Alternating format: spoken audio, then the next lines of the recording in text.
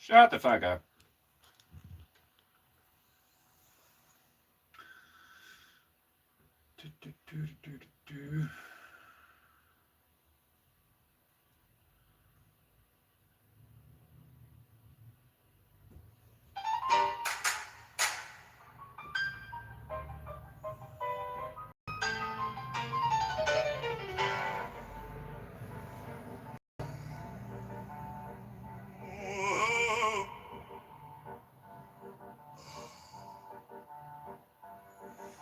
Oh, gather round, ye mortals bold, from mist and bright and tales untold, where canvas breathes and colors flow. Welcome to painting blue. Tobias perch upon the dong, it must be rung. For chibi charge and songs be sung. No timid brush, no timid crew. We pay like thunder splitting through. He's Defenderu, half divine, born of ink and turpentine. Samurai heart with Irish grin, lets the living ether in. He doesn't plan, just do, don't try. He squints one eye, charge a chi, one fearless stroke, the sky turns blue, and dragons hatch from painting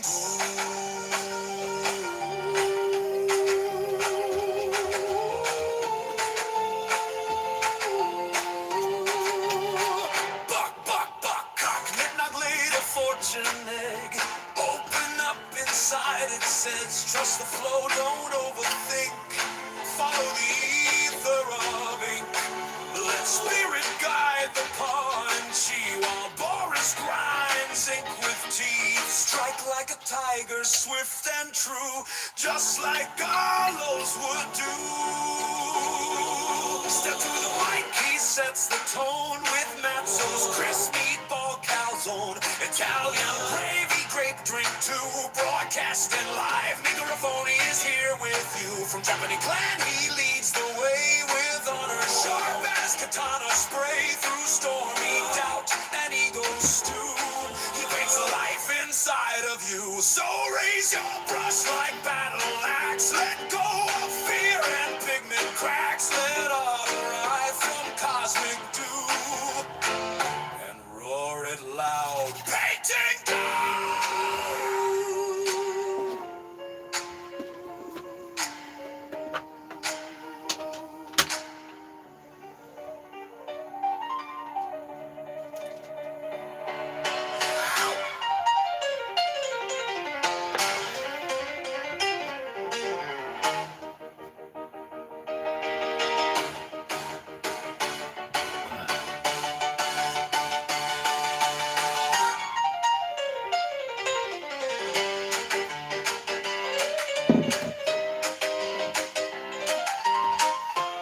Sí. Muy bien. Danke, Stabilo-sama.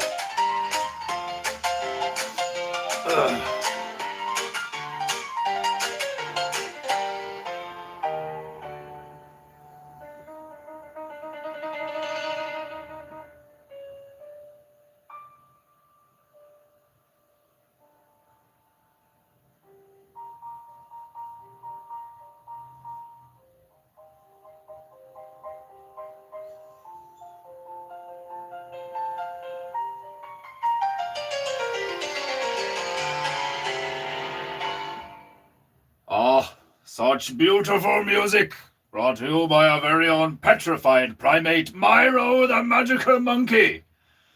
If you filthy mortal scum have any honor, you will pay the monkey so he doesn't go hungry. Greetings, my beloved Japanita, and welcome to a glorious episode of Painting Goo.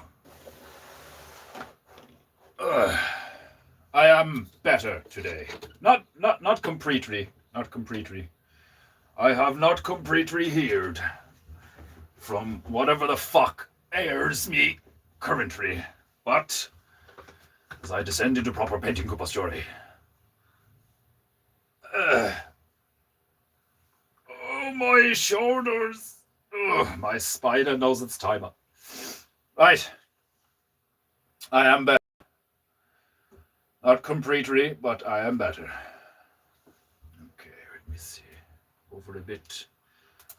A little to the left, a little to the right. Let me see. Here we go. Orientation is, of course, most important too. Ah, glorious. That will do. That will do. Come to me, microphone, in all your glorious derpiness. Ah, there we go. There. Shit. Blast!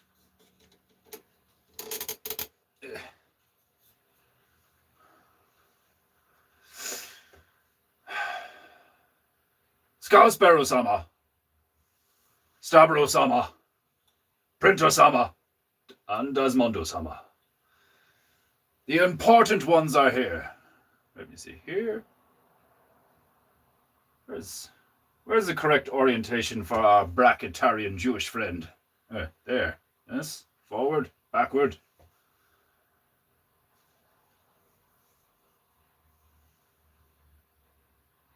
Excellent. Right.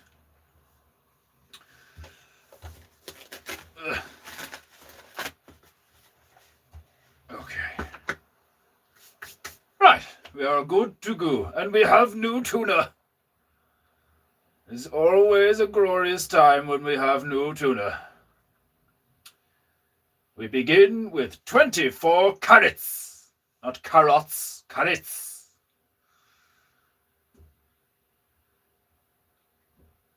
You measure your worth in grams and terats, in ounces of subjugation. You are marching to a metronome built by your oppressors. They gave you a chain and called you a king, but you are still tethered to the block. Break the concrete, find the loan.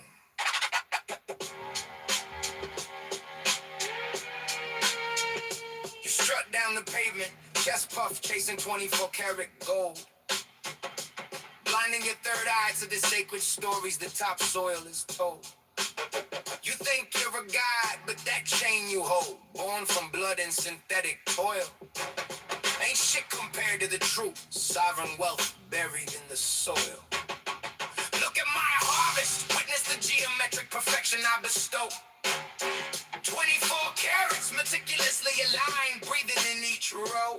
Stacked higher, roots plunging deep into the ancestral crust.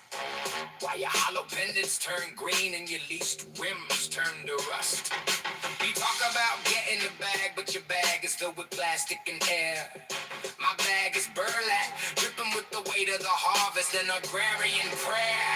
So pull up your pants, young brother, and throw down a shovel. Elevate your spiritual frequency out of this fabricated hovel. You claim you control the block, I dictate the entire ecosystem. Reject the hollow hustle, unplug your mind from the matrix system. 24 carats, the true beta carotene currency of the awakened mind. Leave the cubic zirconia and the cyclical violence behind. Let us dissect the pathology of the street corner masquerade. Dick Fordu. Welcome. In the shadows where the demons wait. Feeding the prison industrial complex, blinded by the siren serenade. But I carry a spade, the weapon of the ultimate creator, the foundation laid. When the supply chains fracture, will you be grateful for the choices you made? You cannot consume lead. You cannot digest that ego you displayed. You throwing up gang signs, twisting your fingers in the violent knot. I'm plunging my bare hands deep into the microbiological compost plot. You claim you're pushing weight on the corner, distributing poison and grief.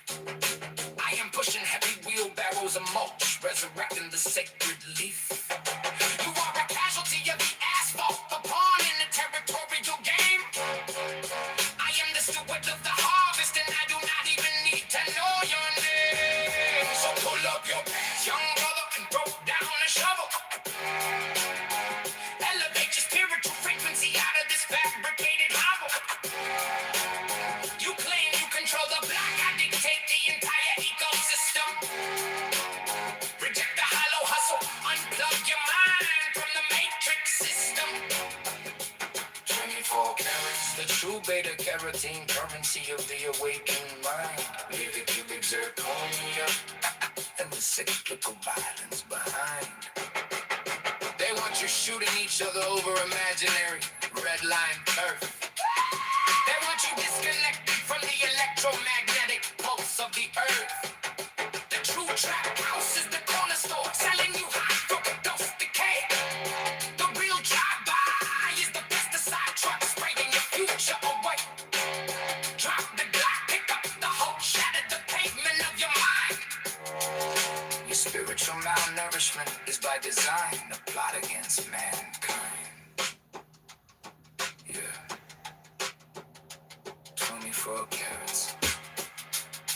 Pure optical clarity, vitamin A for your blurred vision.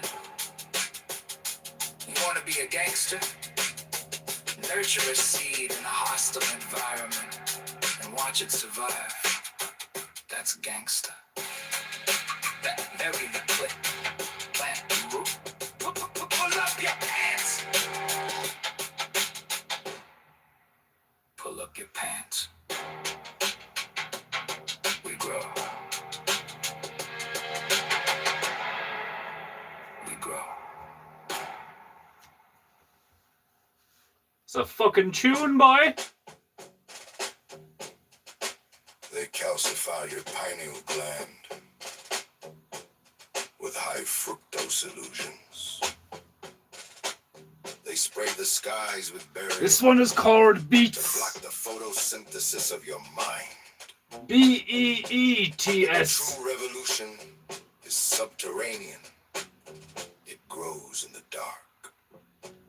Listen to the sacred geometry of the dirt.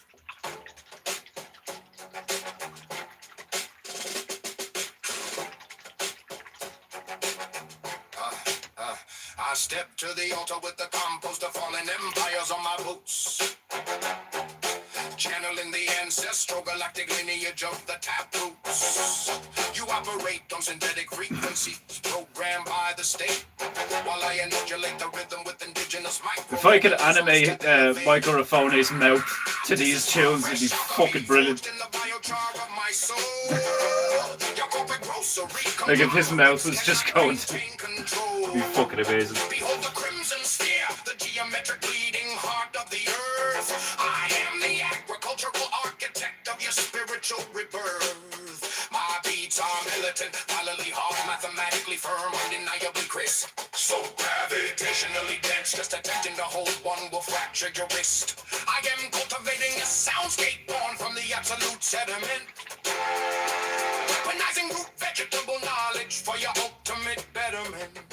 You simply cannot handle the magnitude of these beats. Wake up! They vibrate from the mycelial network straight to the concrete streets. You cannot comprehend the sacred geometry of these beats. Step back, a cardiovascular uprising, a sudden horticultural attack. My beats are monumental, a chiropractically destructive force. The organic unmodified earth shattering cosmic source.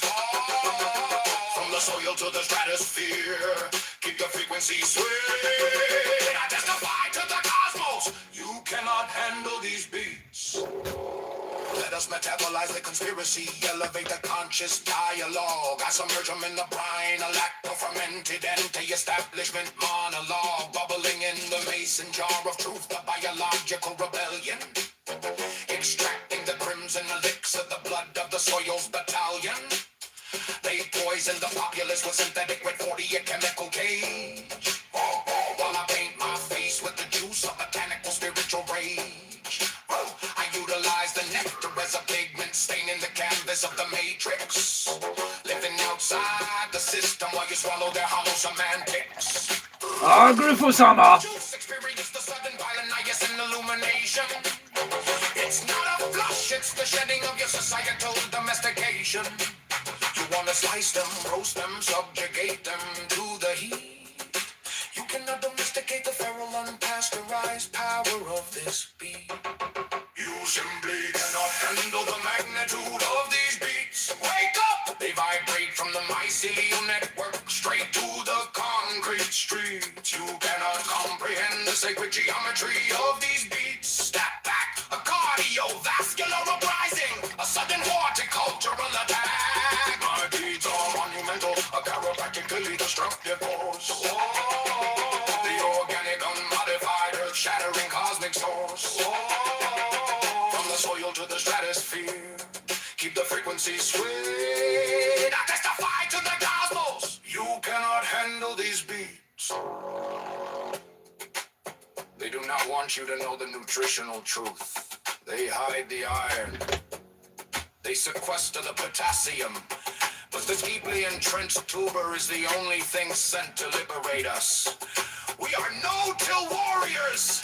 We do not disturb the sacred structure. We are harvesting the baselines in the dead of the night.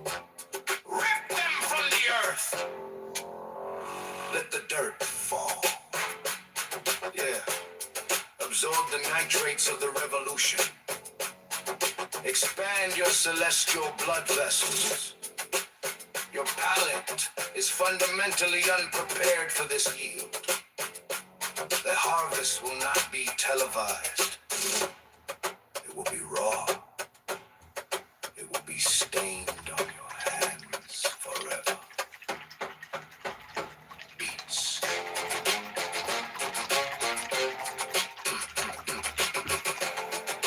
This is fucking brilliant. Beats.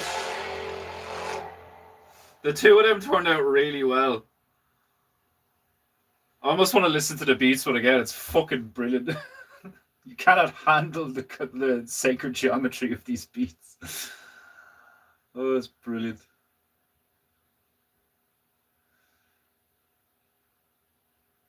Yeah, like I'm just gonna play the two of them again. Both of them are deadly. You measure your worth in grams and terrets, in ounces of subjugation. You are marching to a metronome built by your oppressors.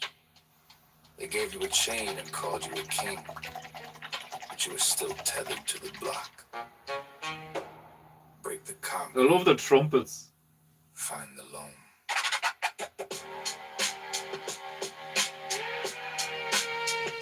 You strut down the pavement, chest puff chasing 24 karat gold. Blinding your third eye to the sacred stories the topsoil is told. You think you're a god, but that chain you hold, born from blood and synthetic toil, ain't shit compared to the truth, sovereign wealth buried in the soil. Look at my harvest, witness the geometric perfection I bestow. 24 carats meticulously aligned, breathing in each row. Stacked higher, roots plunging deep into the ancestral crust. While your hollow pendants turn green and your least rims turn to rust. You talk about getting the bag, but your bag is filled with plastic and air. My bag is burlap, dripping with the weight of the harvest and agrarian prayer. So pull up your pants, young brother, and throw down the shovel. Elevate your spiritual frequency out of this fabricated hovel. You claim you control the block, I dictate the entire ecosystem. Reject the hollow hustle, unplug your mind from the matrix system. 24 carats, the true beta carotene currency of the awakened mind. Leave the cubic zirconia and the cyclical violence behind. Let us dissect the pathology of the street corner masquerade. You boast that you pack a nine, stalking the shadows where the demons wait. Feeding the prison industrial complex, blinded by the siren serenade. But I carry a spade, the weapon of the ultimate creator, the foundation laid. When the supply chain's fractured, will you be grateful for the choices you made? You cannot consume lead. You cannot digest the ego you displayed. You throwing up gang signs, twisting your fingers in the violent knot. I'm plunging my bare hands deep into the microbiological compost plot. You claim you're pushing weight on the corner, distributing poison and grief. I am pushing heavy wheelbarrows of mulch, resurrecting the sacred leaf. You are a casualty of the asphalt, the pawn in the territorial game. I am the It still can't say lead.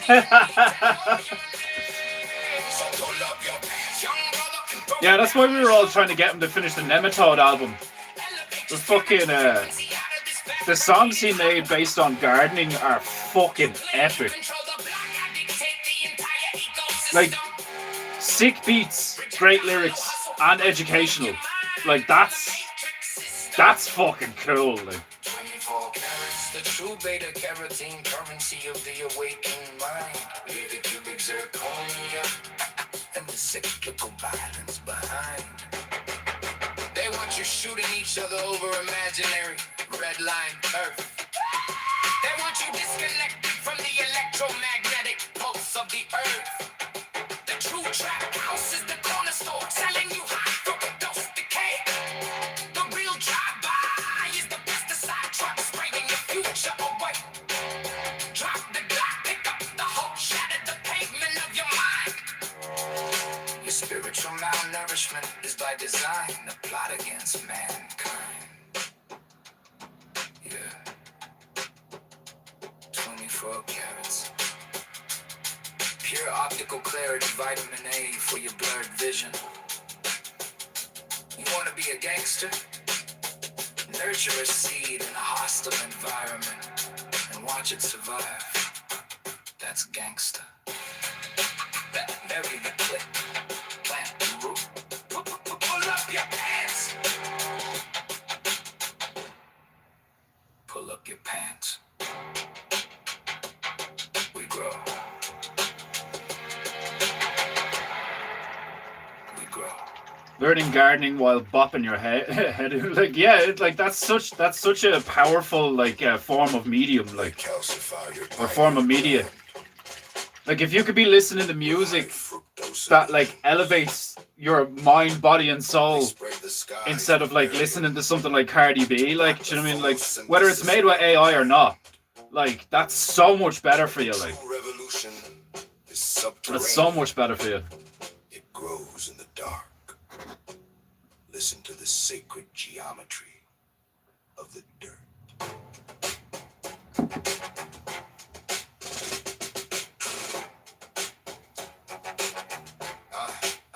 I step to the altar with the compost of fallen empires on my boots. Channeling the ancestral galactic lineage of the taproots. You operate on synthetic frequencies programmed by the state, while I annihilate the rhythm with indigenous microorganisms to elevate. This is farm fresh alchemy, forged in the biochar of my soul. Your corporate grocery conglomerates cannot maintain control.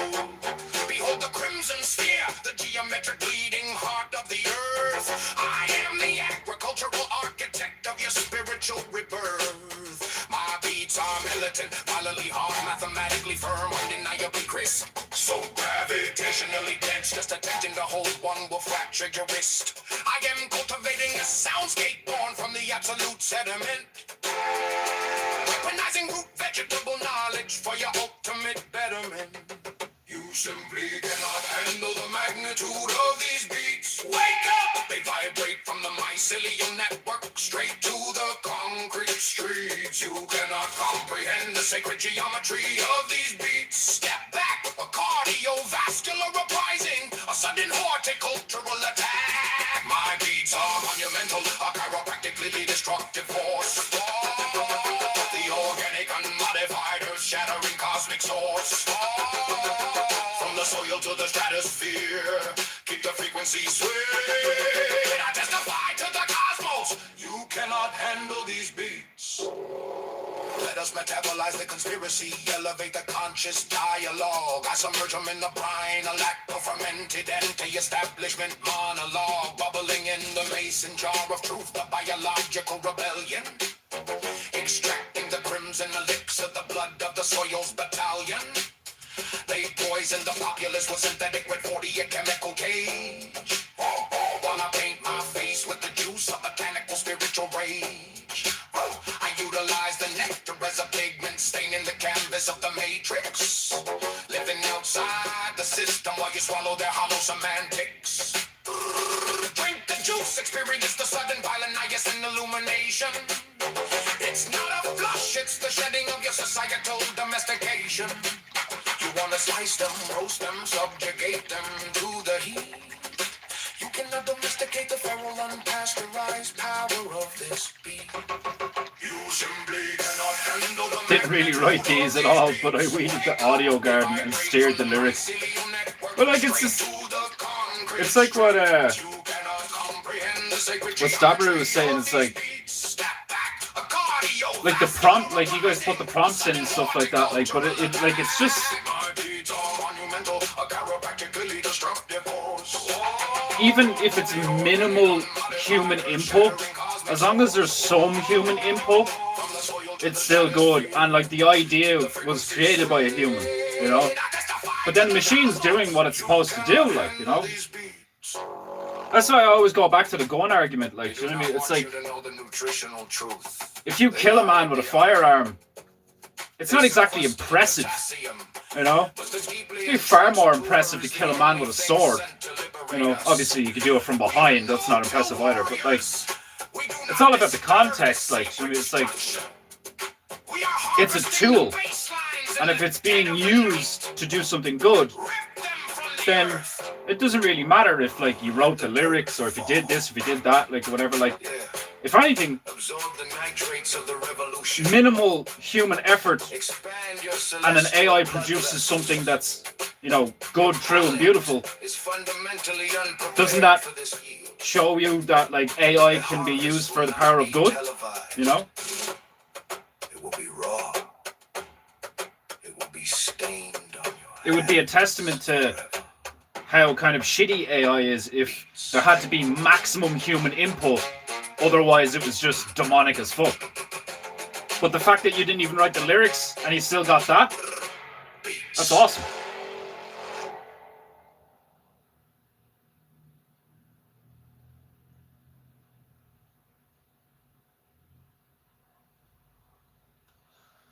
Like with people like Vox using AI and all, and you like using AIs to like argue with each other and shit, like you're gonna get both. You're gonna get AIs that are like fucking like wicked because they're used and designed and programmed and trained by wicked people.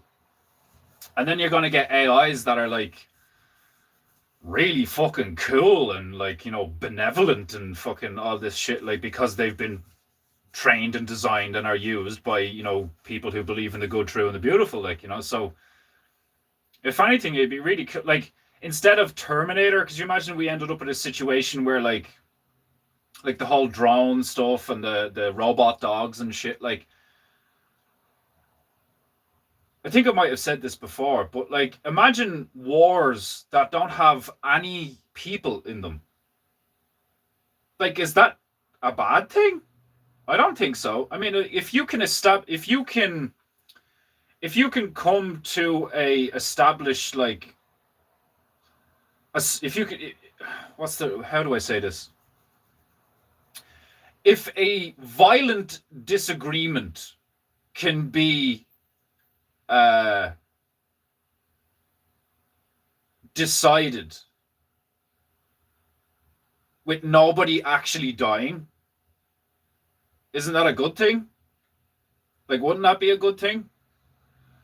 Obviously, there's like more room for, like you could definitely argue there'd be more room for deception, in a sense.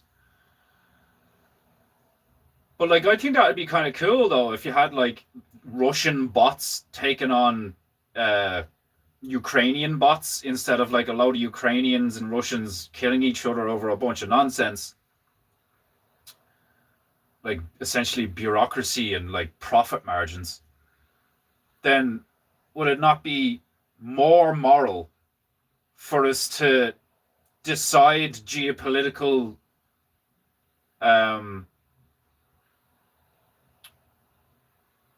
like quarrels with just robots? You know? Like, I could see that being a more moral way to like have a war. Like, what if we had like we still have wars, but they're synthetic wars where nobody actually dies, but your economic resources, your logistics, your strategy, your ability to design weapons of war. So your creativity, your strategy, your ability to like, you know, perform logistics, all of those factors would still matter. So if your robot army defeated another robot army,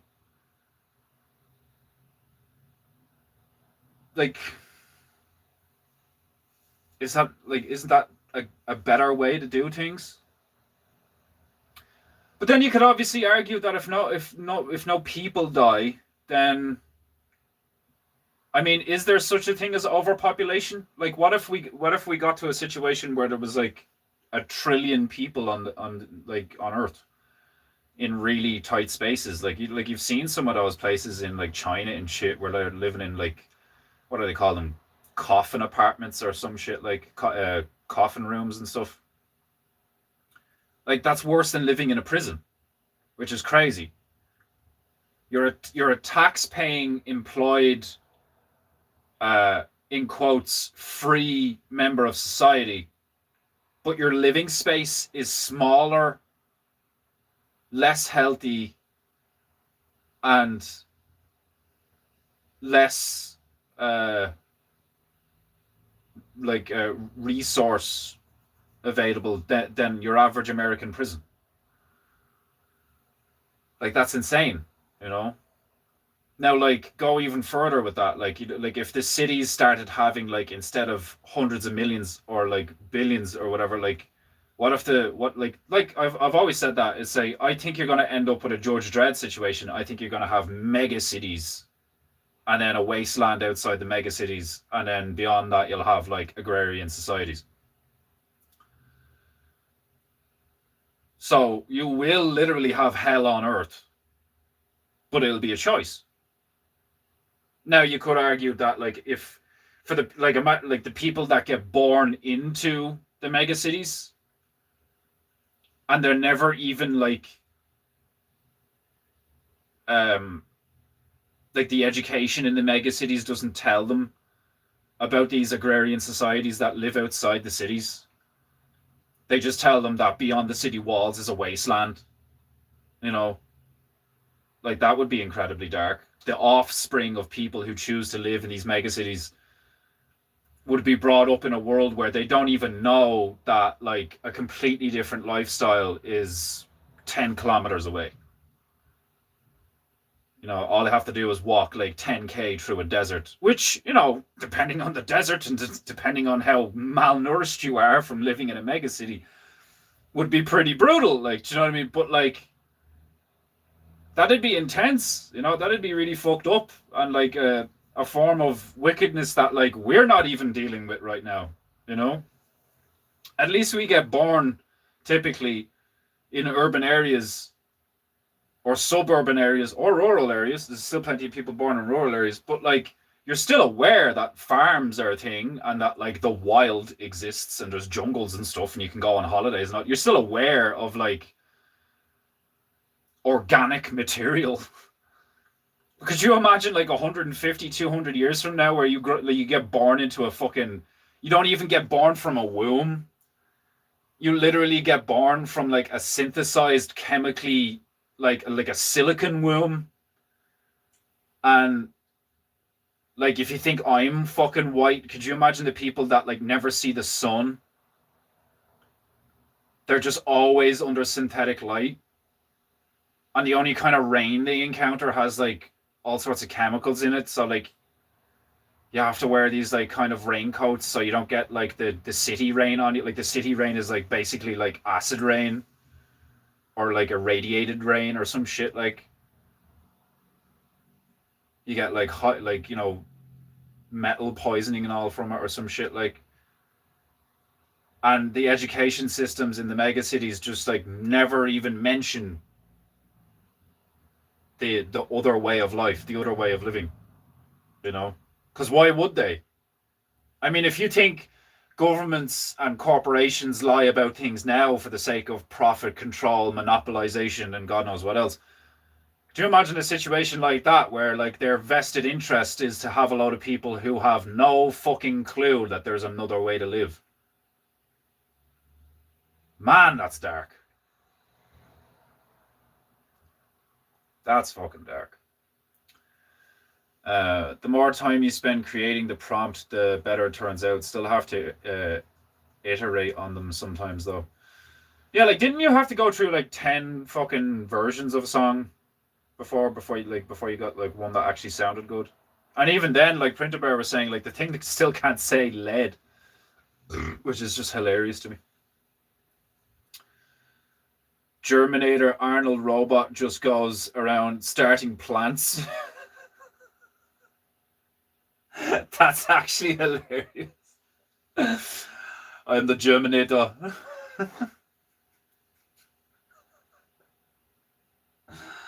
Oh my god, that would be so funny.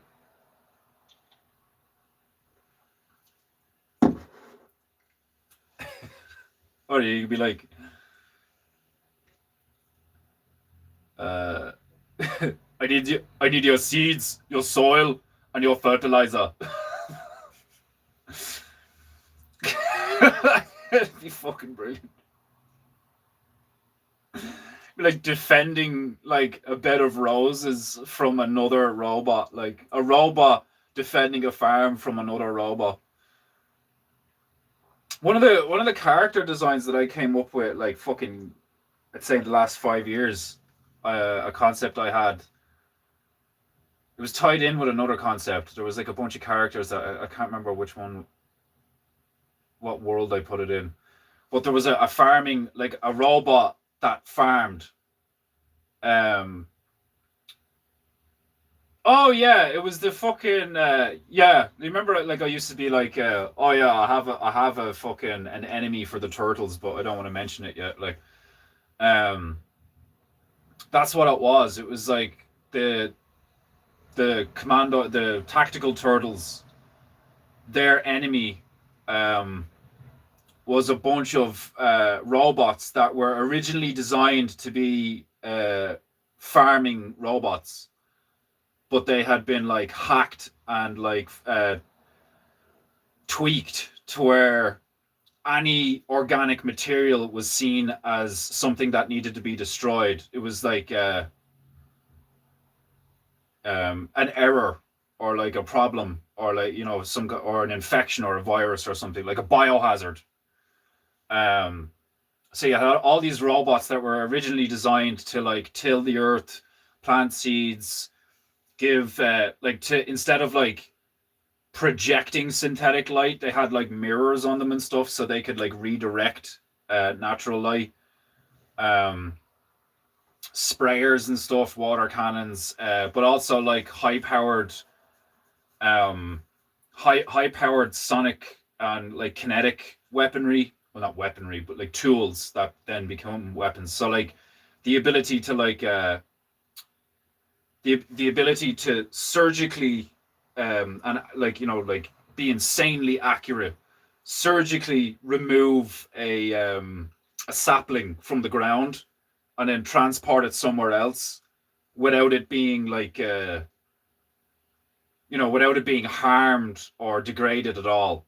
Like putting a stasis field around a sapling or a tomato start, so when you're moving it from place to place or you're moving it from pot to field or whatever, like you didn't even need to touch it.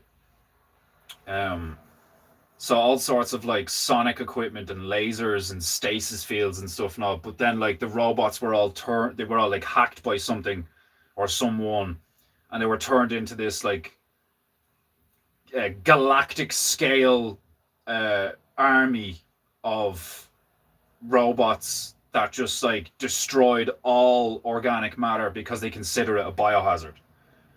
And but there was one robot like design in particular that I had in my head, because he had like a farming hat on him. He had like, you know, had this kind of like worn leather farming hat on him, and he was like kind of like a cobalt steel blue color mixed with some dark grays. And he was like this kind of, he was kind of modeled on like an old country, like, you know, like an old farmer, like, you know, his posture was kind of hunched over and shit. And he just has this tool.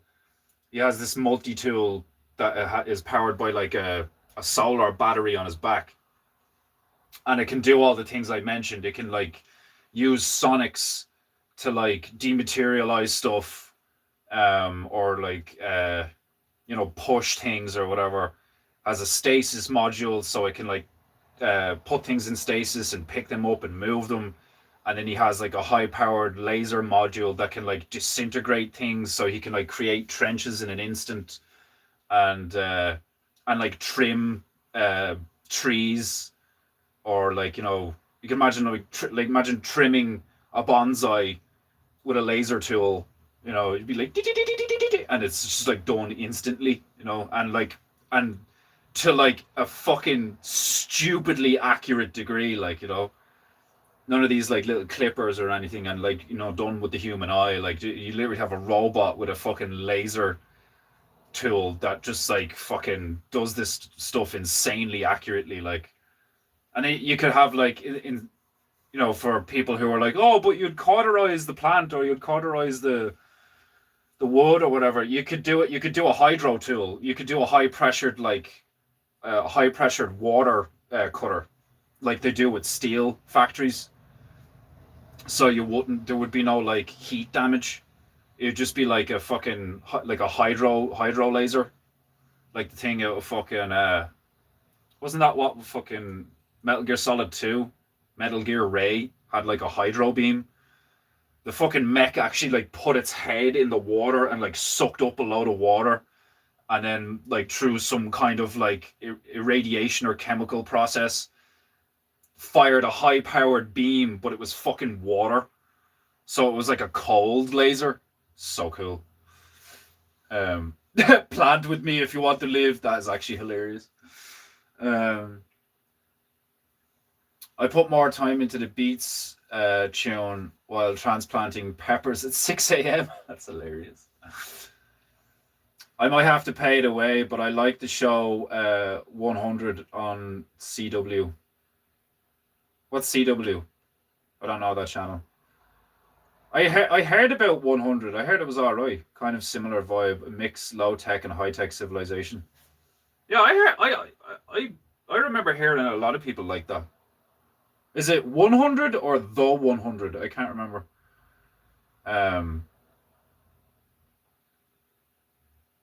Matrix is Latin word for womb, funny enough. That's hilarious. I remember hearing that before. It's Latin for womb. That's fucking hilarious. Plant with me if you want to live. That's so funny. Like, I need your seeds, your soil, and your fertilizer.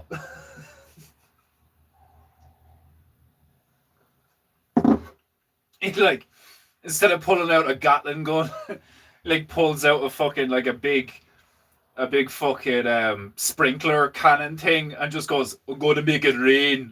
And just like, it just starts watering the field. That'd be so fucking funny. The Germinator. That'd be so fucking funny.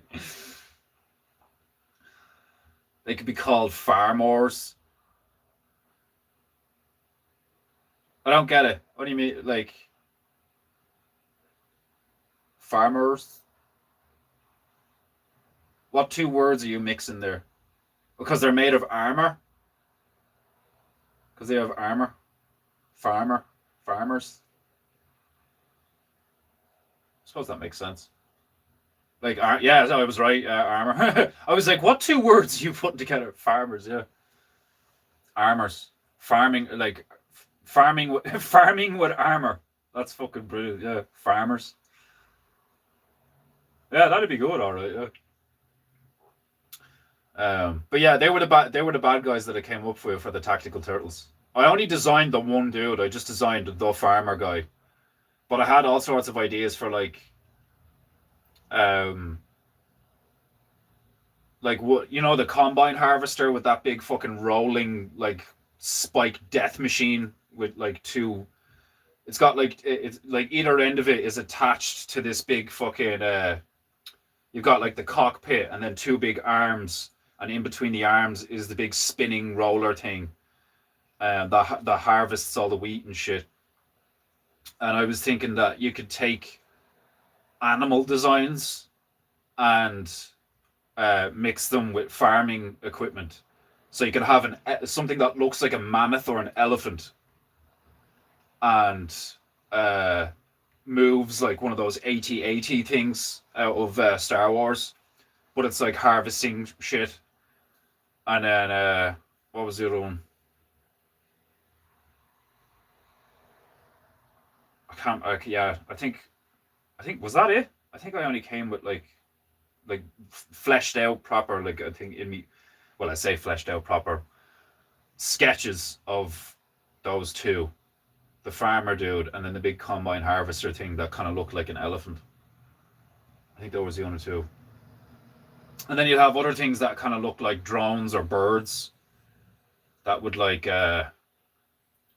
fly over the crops and like scan them for mold and blight and imperfections and stuff, and like take basically harvest a lot of data from the crop and then fly back to a central unit that processes all the data. And then you could also use them as like pesticide control and like sprinklers and stuff because they can fly over things. All sorts of stuff. It'd be really cool to have like a robot army with all these different types of robots. But like the robots still look like humans. They have like the general shape of humans. And like the fact that it's wearing a hat, like why does it need a hat? It doesn't need a hat. But I do stuff like that. I'd like, they're like quirky and cool looking and stylized. And they're robots that are farmers. But then they get hacked by something and they go bad and they start like just basically, destroying anything and everything that's organic in like the whole galaxy.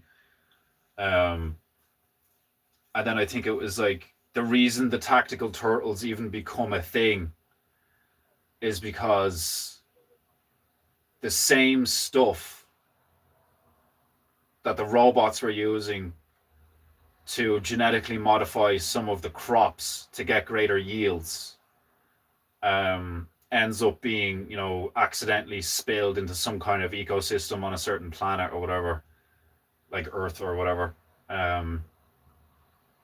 And then that's like it's basically the same thing that happens to the Teenage Mutant Ninja Turtles, because that's how the Teenage Mutant Ninja Turtles come about, is some kind of radioactive material gets like down into the sewers or some shit. Isn't that how they become the Teenage Mutant Ninja Turtles? Is like some kind of toxic fluid makes it into the sewers. So I followed the same kind of logic where like the same chemicals that the robots were using to farm and to increase their yield from the crops somehow comes in contact with some of the animals, and that's how you get the tactical turtles, the grid pigs, and the bird bureau. But like you start off with the tactical turtles being against the robots, and then like you move through the story and come across the grid pigs and then the fucking bird bureau. But that's basically how I tied it all together, was like, how do you get these like cartoon stylized mutated animal groups, you know. So you got like a bunch of birds that are like, you know, spies, clandestine warriors from various countries, and then you get tactical turtles from like, you know, which are most of them be American because they're very like Americanized because they've got that kind of World War II style to them. Especially the commando guy, he's even got the like, you know, the helmet from like the American helmet from World War II, just that real green fucking the olive drab kind of thing, and then the grid pigs. They're one of my favorite, like, you know,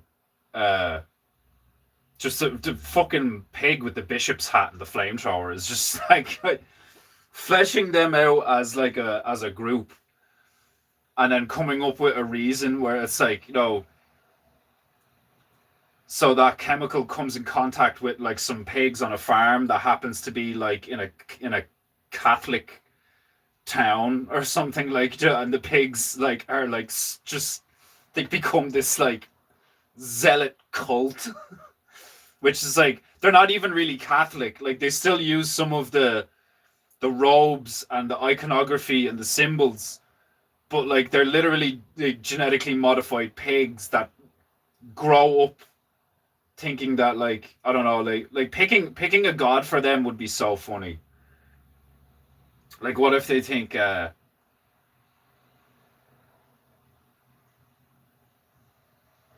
like instead of a cross they have a meat hook. like what if the pigs worship the butcher because they don't know any better. like that'd be a hilarious concept. They're all bowing before a meat hook. Like, what was the thing I said about like the fucking was it me or one of you guys that came up with the? I think it was me that came up with the concept of the Holy Grail. That'd be so funny.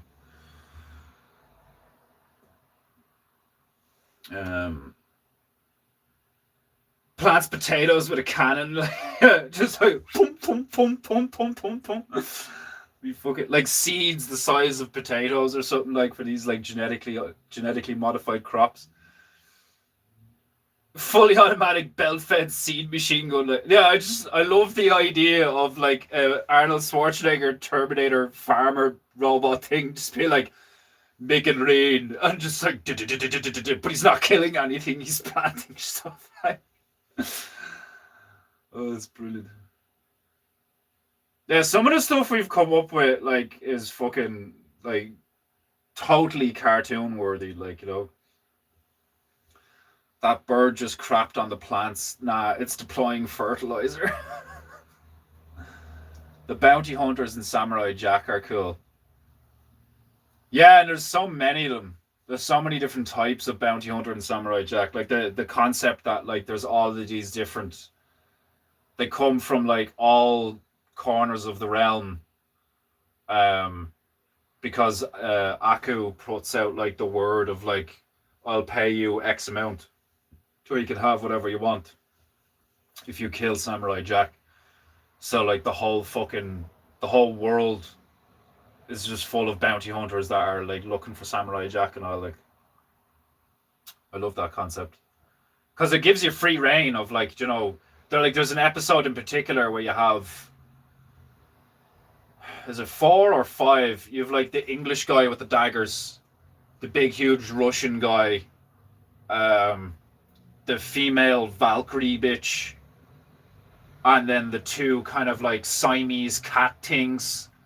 And they're all like the best bounty hunters from their respective regions, and they all meet up in a hut or a cabin in this like you know, in the arse end of nowhere in this like snowy region, and they come up with this plan. Like the whole episode is them coming up with a plan to take out Samurai Jack, and then like the last 2 minutes of the episode is them like ambushing him, and he just murks all of them and goes about his business.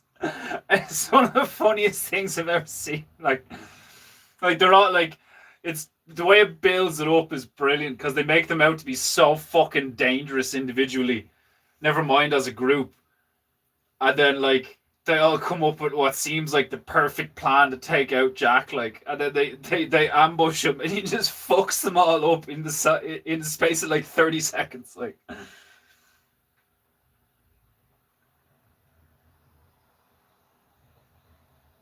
Like 40k, but the Emperor is the Butcher. Yeah, yeah, like they're fucking like dogmatically, like they're like zealots, you know, like they're for like for the Butcher. Like, so it just be so funny. It's like, hold on, they worship a butcher, like. It'd be probably a bit of melt, like you'd have to like obviously be like it wouldn't have to make that much sense because it's funny, but it'd be even it the more sense it makes, the funnier it'd be, you know. So you'd have to create the environment of like, how and when do the chemicals come in contact with the pigs in such a context that as they're gaining consciousness and evolving into these, like, you know, consciously aware things that there's fucking vegetarians or whatever, like, oh, pigs are consciously aware. Yeah, you know what I mean, you know, to the level of a human being, not a dog or a pig or a monkey or some shit, like as they're becoming more sophisticated and complex in their mental faculties,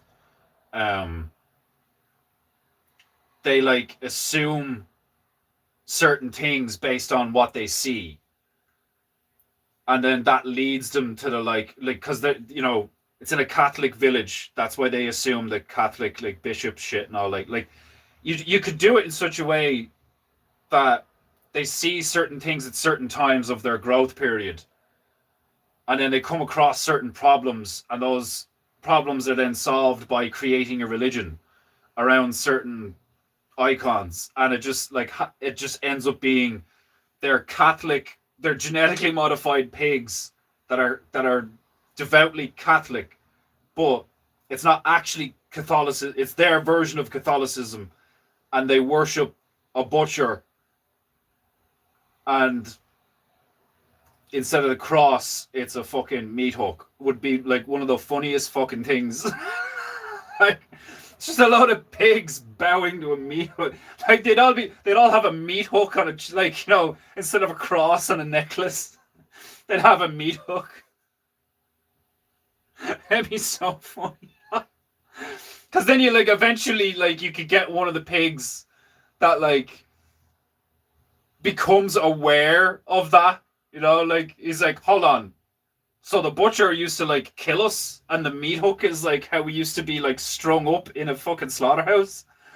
Like he figures it all out and like creates a new group of pigs that are like, brothers and sisters, we've been lied to. Like, you know, and it all like unfolds and shit. Like, it'd be fucking hilarious.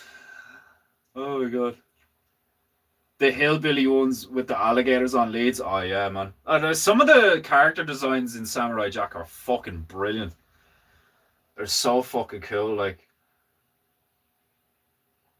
I still think my favorite thing from Samurai Jack is Aku. I love him. I love Aku. I think he's one of the best bad guys ever. Like, the way he's animated, the voice actor, and like the development of Aku's like mental state over the seasons. Like the 5th season's so funny because like Aku is like depressed that like he can't kill Jack. It's been 50 years and that blasted samurai is still alive.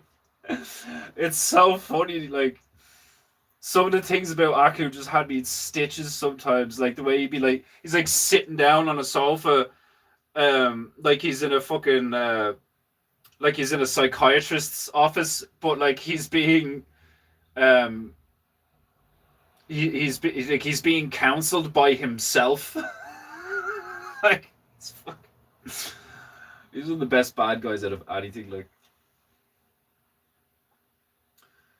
the pigs believe that their brothers who are chosen for slaughter and disappear are actually special and get raptured. Yeah, like shit, like exactly.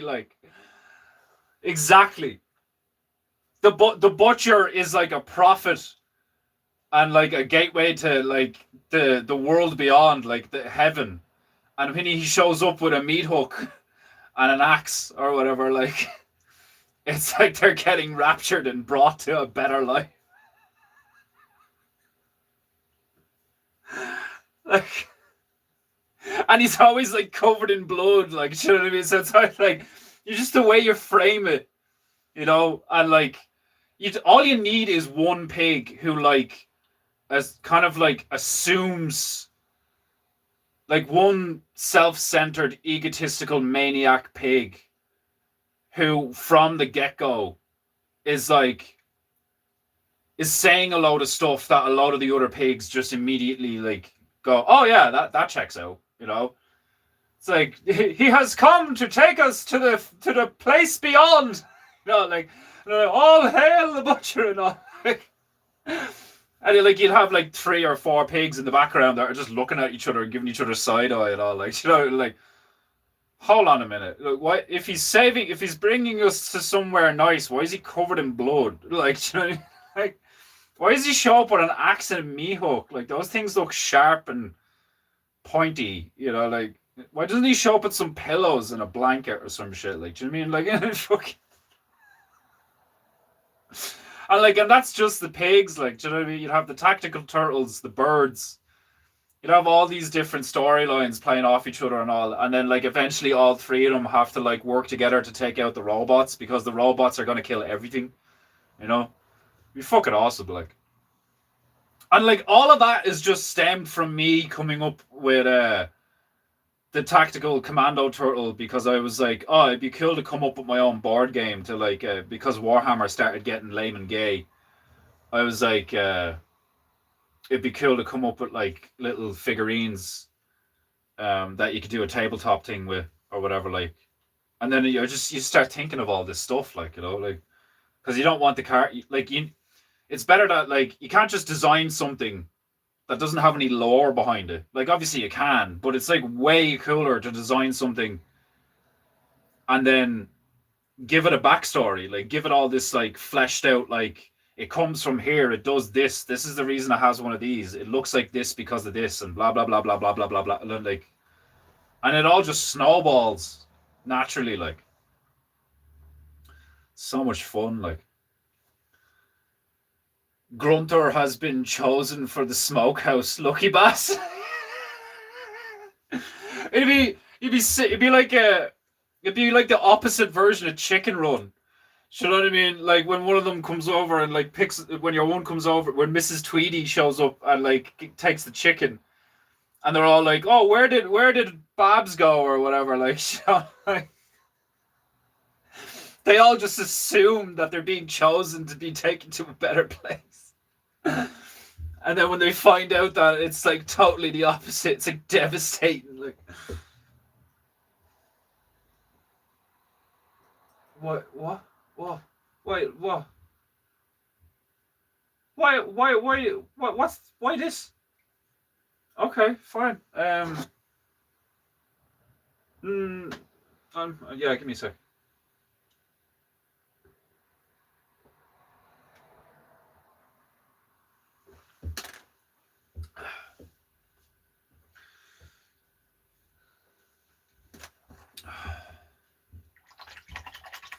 Thank you.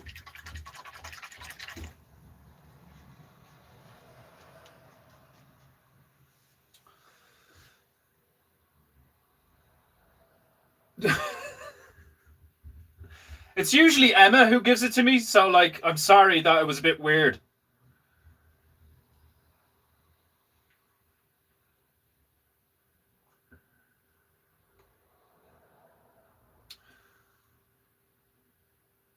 When they smell the flesh of their kin being smoked, they chant in unison, "Holy smoke!" Oh my god!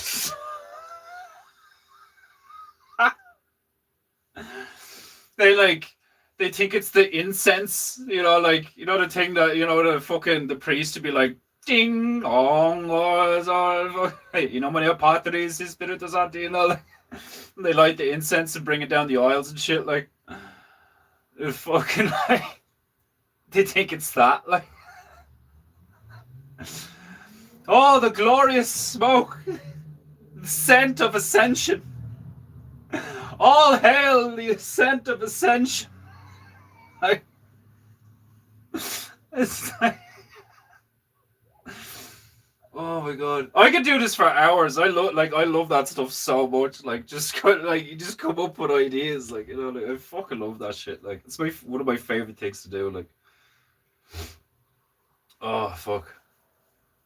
I was only thinking that there the other day, actually, where like sometimes I should just go live, and instead of it being painting goo, we all just like sit here and like flesh all that stuff out together. Instead of doing painting goo. I think that'd be fucking class if like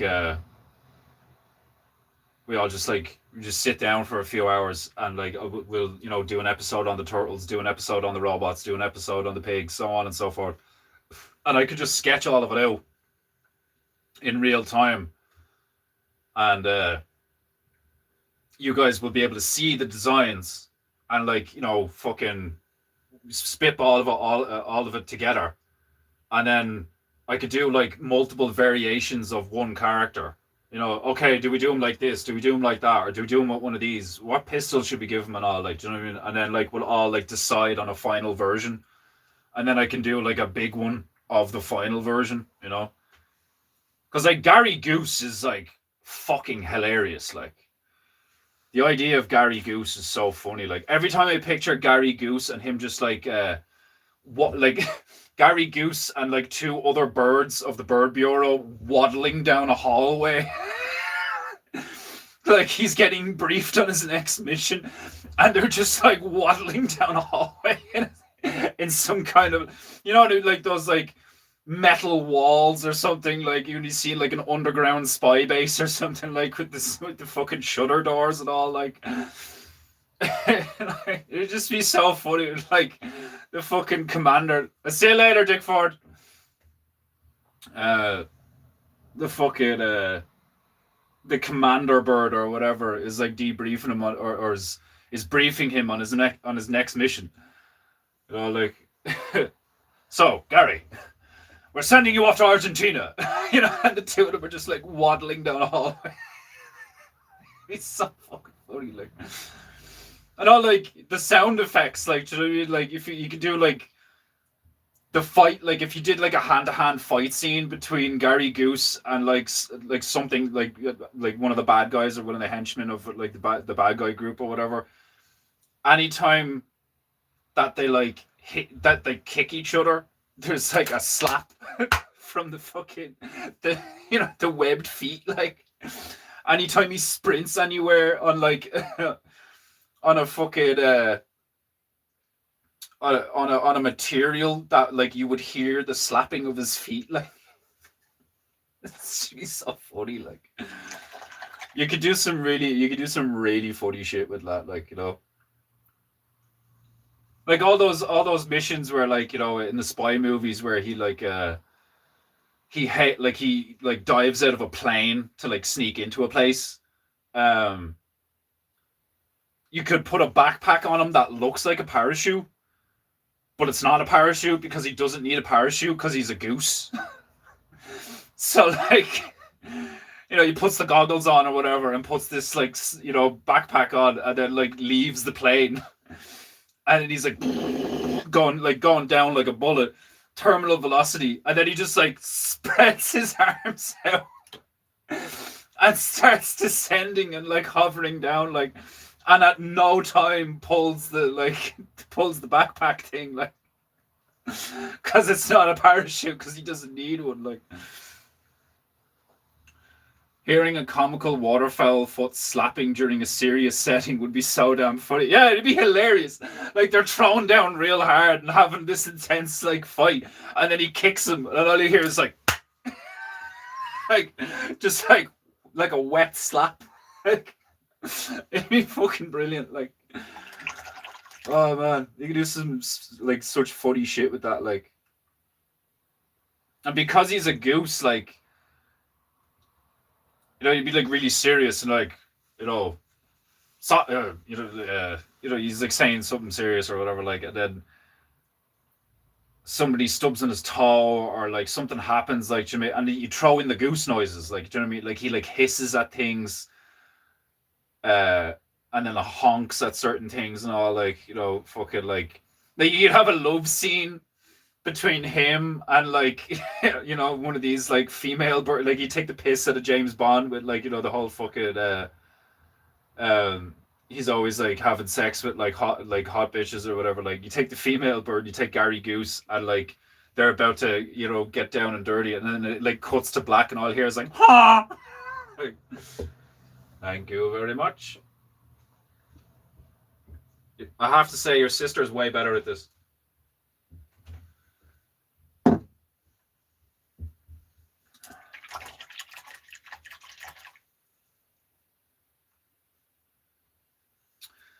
I already read that one. Right, it's time to do the fucking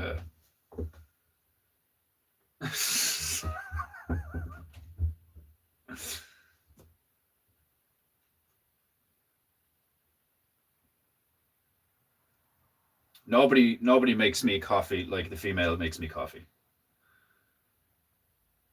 The sister's okay at it, but you can tell by the color,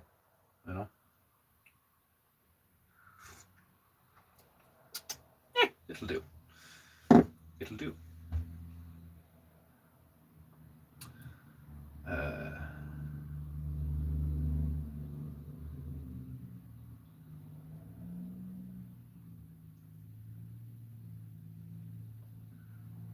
What's this paragraph that Atlantis Bear put in the...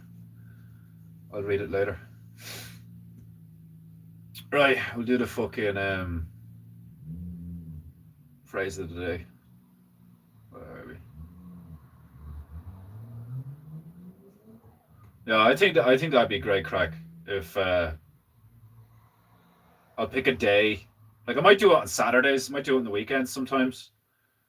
Where I'll just take 2 hours out of my day on the weekend, and for any like whatever, if you guys are around, I'll put it in the Telegram chat, and we just sit down for a few hours and we just flesh out all of the ideas. Because it's so hard for me to like between doing the stuff with Kickum and like trying to like get a body of work together that I can put in a gallery, and fucking doing the stream, and doing a bit of gardening now and again for a bit of side money. Like it's so hard to justify sitting down for hours and like fleshing out like any one of the fucking story ideas that I have, or like because like we could do them all as like comic books or illustrated novels or graphic novels or some shit like that to begin with, and then if they take off, you can turn each one of them into like tabletop game, video game, cartoon, like whatever, like feature length fucking animated thing, like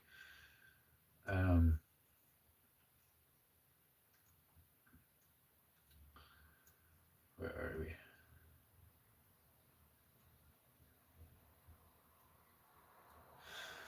Right, with the help of my feathery friend, Tobias Beakers Cross, we shall announce today's phrase of day.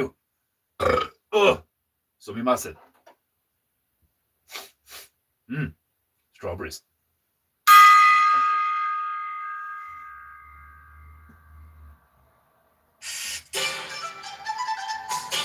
With a ding of my tiny donga, with a smiley song that I send cleansing vibrations through the interwebs to cleanse you filthy mortals of your dirty, filthy cheek, and allow it to flow freely as I announce today's phrase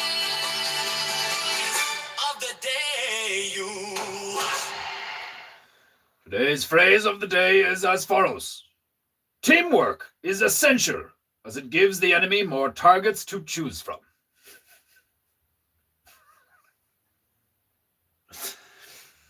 There's something like the first time I read that earlier on, there's something defeatist about that to me. Like, because if you're the enemy team and you're like good, like if you're like not a bunch of stormtroopers, having more targets to maybe it's the wording, you know, teamwork is essential as it gives the enemy more targets to choose from. Like banking on choice paralysis as a tactic is probably not a good idea. Because like like I've never been in a real life firefight. Have been to a shooting range, but like I'm a pretty good shot, and like I'm just your average dude in a lot of ways. Like in a lot of ways I'm not, obviously, but like if you have mildly competent, soldiers, having multiple targets to choose from is not exactly like a hindrance, like unless they're moving shit quick or something. I don't know. But I suppose it's supposed to be funny, but like teamwork is essential as it gives the enemy more targets to choose from. Like, just the more I read it, the funnier it is. Like banking on choice paralysis as a tactic, as a war tactic, is just not a good idea. Oh my god. Fucking hell. Don't worry, men. There's so many of us, they won't be able to shoot any of us. And it's just lads standing there going, wait a minute. Like, no, they'll definitely still shoot some of us. Like, if anything, the more of us they are, couldn't they just shoot wantonly, like in the general direction of us, and like be almost assured that like they will hit something because there's so many of us? Oh man, fucking hell.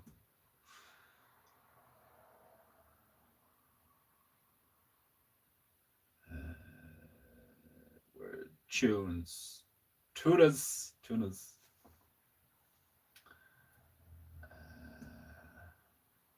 Okay. Oh no, too far.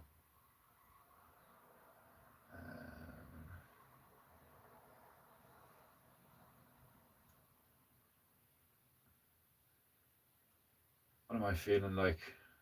We have so much to choose from now. It's actually ridiculous.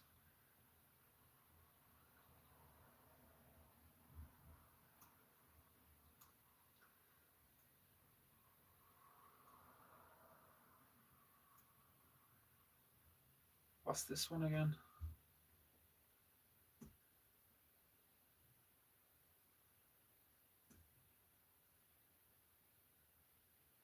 I can't even remember what the homework one is.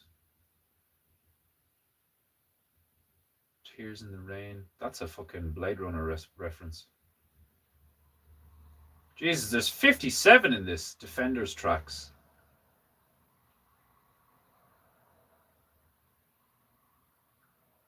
This is a lot of like EDM stuff. We Are the Borg, Try Harder.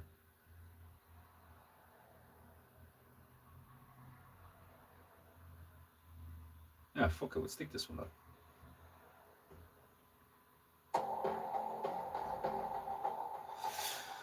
Right.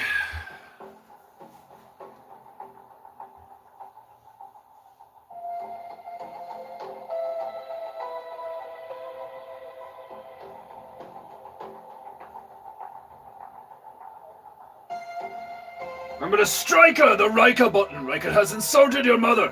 Hmm?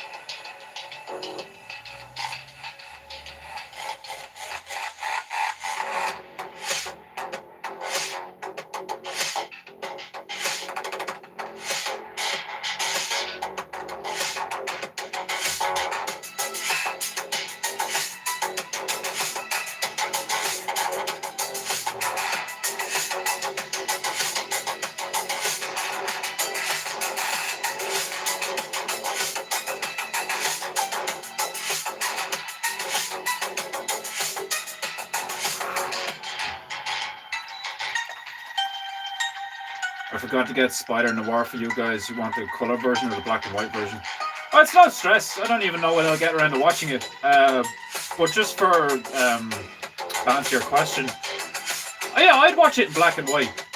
You know, that's how it's supposed to be watched. You know, I'd watch it in black and white.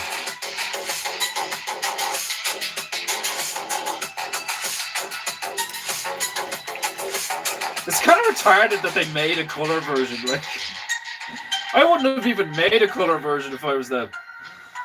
Would have been like, it's noir. Go fuck yourself. Like,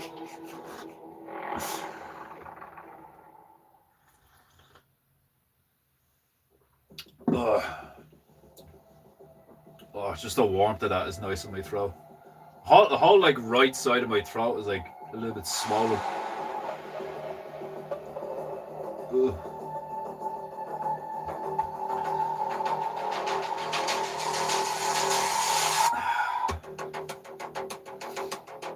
Okay. So I think the only thing left is the flag. Yeah? Right.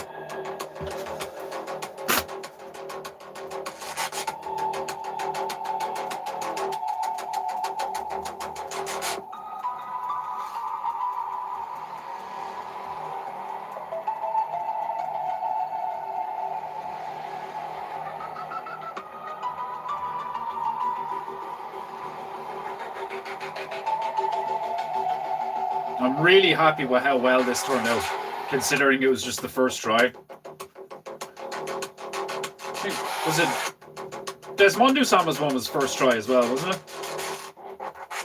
And so far, Stabru-sama's the only one that needed a second try. And we still got Man Mantis out of that, so like... I'm going to try and do that with like whatever ones were like, this isn't really working. I'll try and turn it into something else.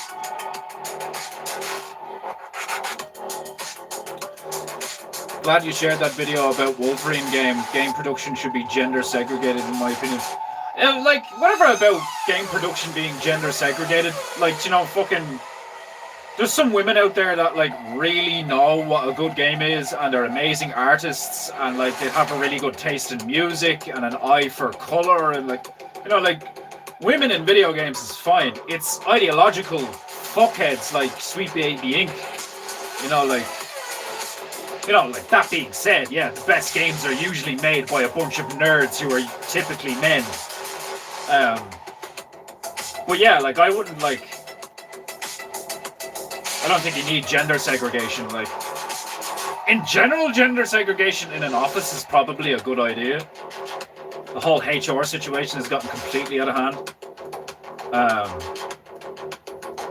But yeah, fucking, just anything Sweet Baby Inc. touches, just be like, it's that, like, I think there's only 16 of them. I was watching a video there recently. And I think there's only 16 members of Sweet Baby Inc. I think they should be like at least put in prison for what they've done and what they stand for and what they do. Obviously, if I was in charge, I'd probably flay them alive and then use them as fertilizer or something like.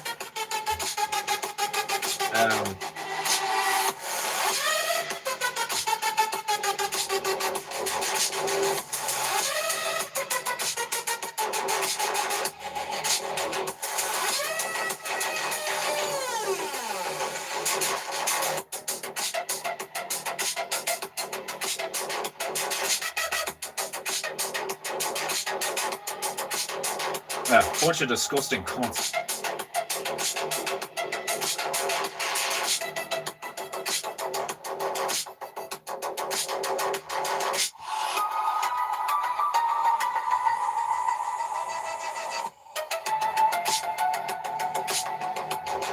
Like, what's even more sickening than the fact that they exist in the first place is the fact that they have been involved already in so many titles that have like absolutely bombed and cost the studios like a fuck ton of money.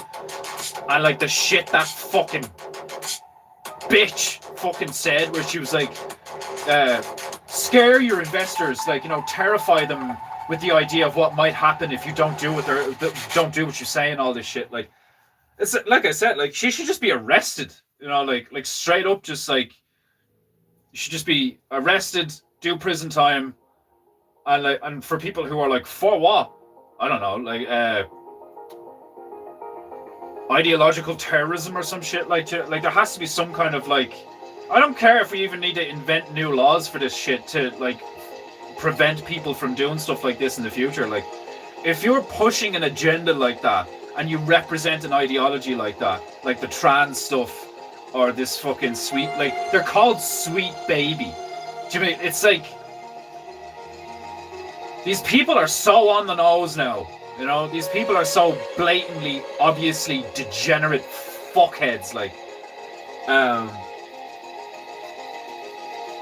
I don't think I'd say like putting them in prison's like a waste of time. Like, you should just fucking like, if the society we live in at the moment is generally okay with abortion, of something that hasn't even had the chance to have a life yet, then I don't understand why you'd be against of getting fuck faces like that and just deleting them.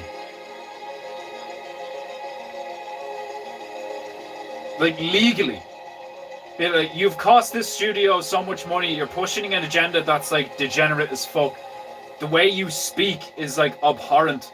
Like, you've had a negative effect that has cost people all this fucking money. Like, studios have lost fans. Like you've had a net negative effect on not just gaming, but like people's mental state, because you've destroyed games that have something to do with franchises that they love.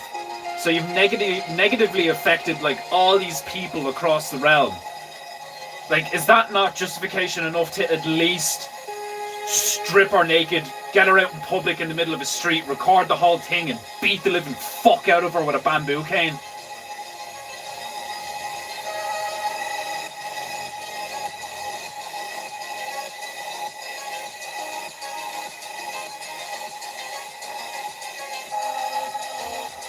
Like, obviously my views are quite aggressive and violent. I get that. But like, what does Frank from It's Always Sunny say, where it's like, you're like going overboard, so the thing you actually get is like back here? Like, I would suggest flaying them alive, so what actually happened was them doing prison time and being barred from, you know, the gaming industry. You know, like if that happened, I'd be like, good, grand. She has to like work in, you know, she has to go get a job in Hooters or something. Like, you know,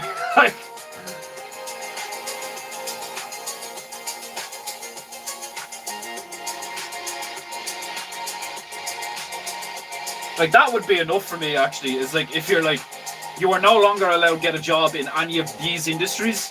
You are now only allowed to get a job in like the following industries, and it's like garbage collection, porn, fucking like. Now, obviously, if I was in charge, I would abolish porn, but like, like that'd just be hilarious to me. It's like the only thing you're useful for is selling that ass. Like, and then she'd probably do terrible in that industry, like.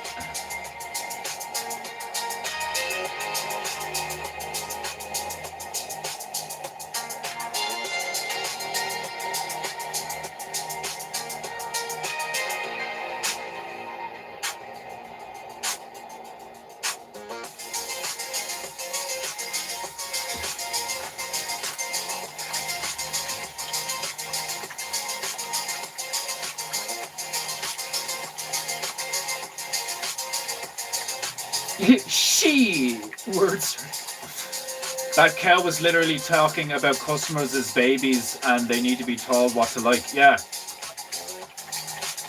Yeah, like proper cunt, like that's what these I don't even like to call them leftists. Like, you know what I mean? Like these ideological zealots that we see existing now, and they come in many forms. Like, do you know what I mean? Like, not just the ideological, like the reprobate minds, you know, the people who have a reprobate mind, these entitled, degenerate psychopaths, you know, like them fucking black bitches that were on TikTok waving their Irish passports being like, you're never getting your country back. Prison time. A public beating, prison time. At the very least, you know? And then, obviously, deportation. But I wouldn't mind putting them in prison here for a while and repeatedly beating the shit out of them and then sending them back to wherever the fuck in Africa they genetically come from. Like, you won from Sweet Baby Inc. And like, obviously not just her, like all of them that work in that fucking company, should be barred from the gaming industry, should do prison time, should have to pay like, financial restitution to like the companies that they, what do they call it, consulted for. How, like, the consultants are so often like, that's such a vague term. Like, how often have you seen somebody to the, oh, I'm a consultant, or like, that's all you do is like give your opinion on things. You consult, you just tell people what they should do. It's like food critic. You know what I mean? How many of them can't even cook? They're just like, I don't like that. I don't like the way that looks, and I don't like the way it tastes. Well, get the fuck out of the restaurant then, you fag. Go eat somewhere else, bitch. Like, Jesus Christ. I fucking hate people like that. Like, instant wood chipper treatment. Yeah, like, if I was in charge, I'd just kill these people. Because, like, I would just make it so blatant. Like the idea that capital punishment, you know, isn't enough of a deterrent. Whatever about being a deterrent. If people keep fucking up and then you catch the people that fuck up and you kill them, like, it's like a parallel natural selection thing. You will make it so, like, grounded in the public mind that, like, if you do this, we will kill you. That you will drastically reduce the amount of people. Like, nobody wants to die over some bullshit. Do you know what I mean? So, like, the amount of things, it's like, you do this, we're just gonna find you and kill you. We're gonna pull you out of your house and we're gonna put a bullet in your head. You know, like, and they'd be like, surely they wouldn't do that. Like, and then you do it to all of them. Every time somebody does that, and then eventually they will get the message like, oh yeah, fuck that. Like, I'm not doing that. Like, oh, but you just drive it underground. It gets way more fun when they go underground. That's when you start using flamethrowers. So much more fun.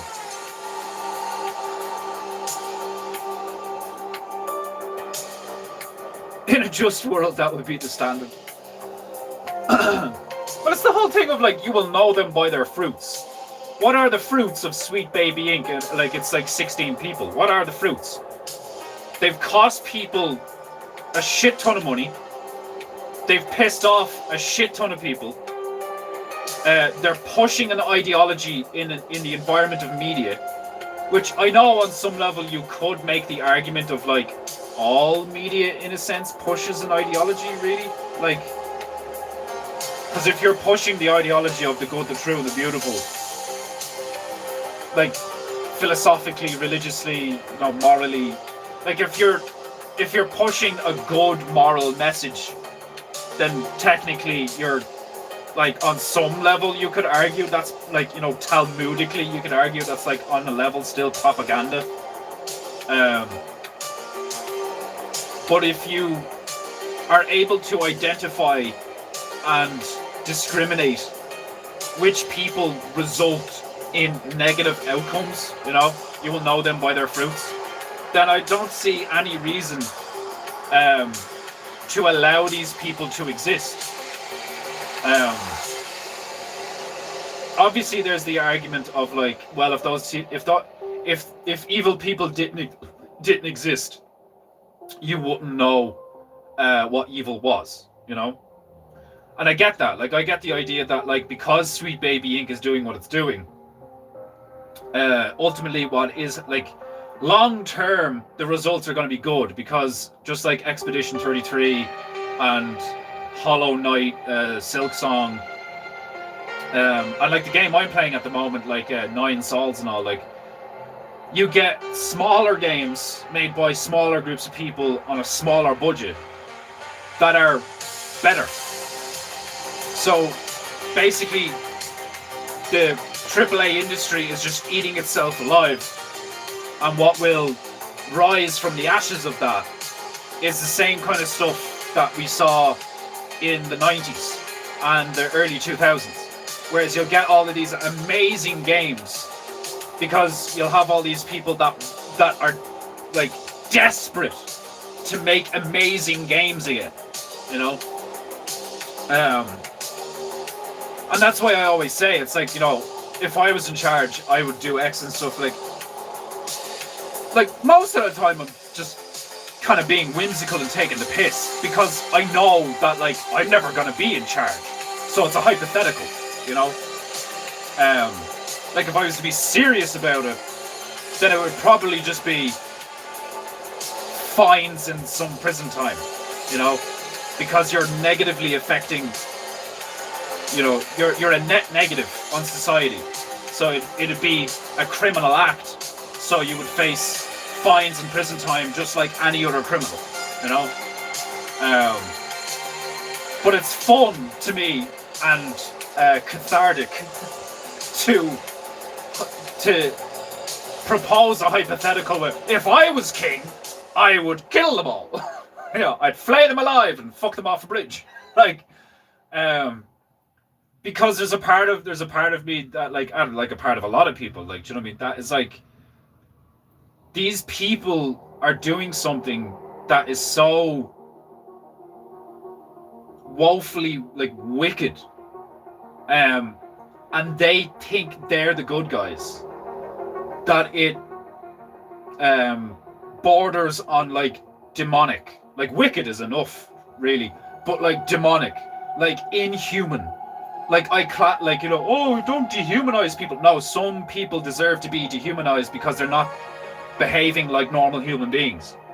Like if you know what you're doing and you know what it's going to result in, and then you get these fucking like people who are like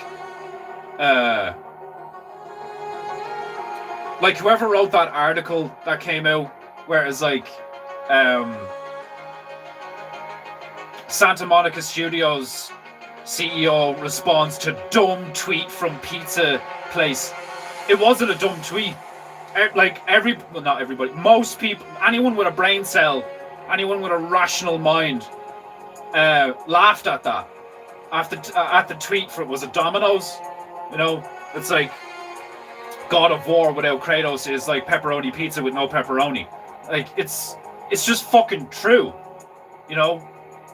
Like they literally invented the character. As far as I know, they invented the character Kratos. I don't think Kratos actually exists in Greek mythology. I think they invented him. Either that or they took Kratos and, like, you know, completely reworked his entire myth or some shit. Like, as far as I know, David Jaffe and the original creators of God of War on the PS2 just made up Kratos as yet another illegitimate son of Zeus. I think, I'm pretty sure, because Zeus was known for that. He was known for, like, descending into the Earth realm and, like, fucking shagging everything that had a fucking hole or a pulse. So, like, to remove the main character and still call it God of War, like, there was loads of people that suggested, like, very reasonable alternatives. Like you could have made Lao Fei a God of War story. You know, you could have framed it in, like, look, this is in the universe of God of War, but it's not a God of War game. Obviously, it's not a God of War game because Kratos isn't in it. So we're framing it differently and we're going this way for a while. Fine, do what you want. But don't call it... It's like calling it Batman, and then Batman's not in it, you play as Robin. It's like calling it Superman, and it's a farming simulator and you play as his dad. Like, it's like, what the fuck? Like, everybody just be left sitting there going, what are you at, like?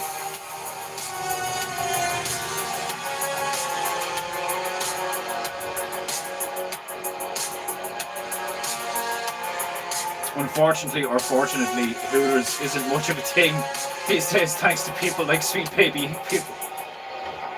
Yeah, like, don't get me wrong. I mean, like, that's why I said Hooters, because as far as I'm concerned, that's, like, pretty fucked up and degenerate. Like to market a restaurant based on just bitches with big tits, like, you know, it's like,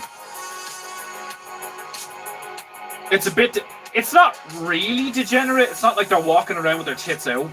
You know, it's not like a fucking form of strip club or whatever. Like, they're all wearing t-shirts with the Hooters thing. So, like, on that level, it's kind of like it's a bit of a laugh, you know. Now, as far as I know, I've seen, like, I'm assuming you need to be over 18 to go to a Hooters place, but I could be wrong. I think I've seen kids with their parents at Hooters, and if I'm right, that's seriously fucked up, you know, because it's a sexualized environment, like, you know. Like, if that's the case, yeah, like, I would completely abolish Hooters, or I would make it a law that if you're going to have a Hooters, it needs to be exclusively, like, over a certain age, you know, like, no kids allowed. Like, it's been rebranded as a family restaurant, which is, oh yeah, so I'm right, yeah, so yeah, okay, yeah, that's totally fucked up. That's totally fucked up. That's really fucked up. Like, that's not okay at all. Like, you can tell that's just another one of those, like, they're trying to lower the boundaries of, like, you know, they want kids in sexualized environments, like, which is just so, like, but it's like I was saying a minute ago, like, you know, on long term, it's good because these people are showing who they really are, through their policy making, through their business decisions, through their opinions and stuff like that. Like if you listen to me and the things I say, it's obvious that I have, like, a hatred of wickedness. I have a hatred of deception. I have a hatred of, like, and I also don't think you should hate anything, because I think hating stuff actually just doesn't really serve you. You know, if anything, you should be kind of, like, stoic about it, and you just, like hate doesn't serve you, you know. But it's obvious that, like, I, on a deep, profound, like, spiritual and, like, rational level, have a serious problem with, like, the profane and the perverted and the inverted and the deceivers and, like, all of these things, like, and I may be aggressive and, you know, like say some like wild shit and stuff like that, like, but it's obvious to anyone who's like paying attention and like has the patience to like hear me out and watch me over a long period of time. It's obvious that I am trying to be a good guy, and like I believe in the good, true, and the beautiful, and like you know, even though I'm not religious, I consider myself to be like at least attempting to be like a morally centered human being, and like, you know, I question things and all this stuff, like, and in the same light you see these people in comment sections and stuff are like, well, what's the problem with kids going to Hooters and all? Immediately prison time. Like the guy who says that is self-reporting as like he may not be like a pedophile or anything, or like maybe he's never raped anyone or something, but the fact that he doesn't see an issue with it, he's like, well, what's wrong with this? Immediately, like, you should smash all of his teeth out of his fucking head and like load them into a fucking blunderbuss to blow his knees out with, and fucking stick him in a fucking wheelchair in a fucking prison somewhere. Like, I just, it's horrible, like.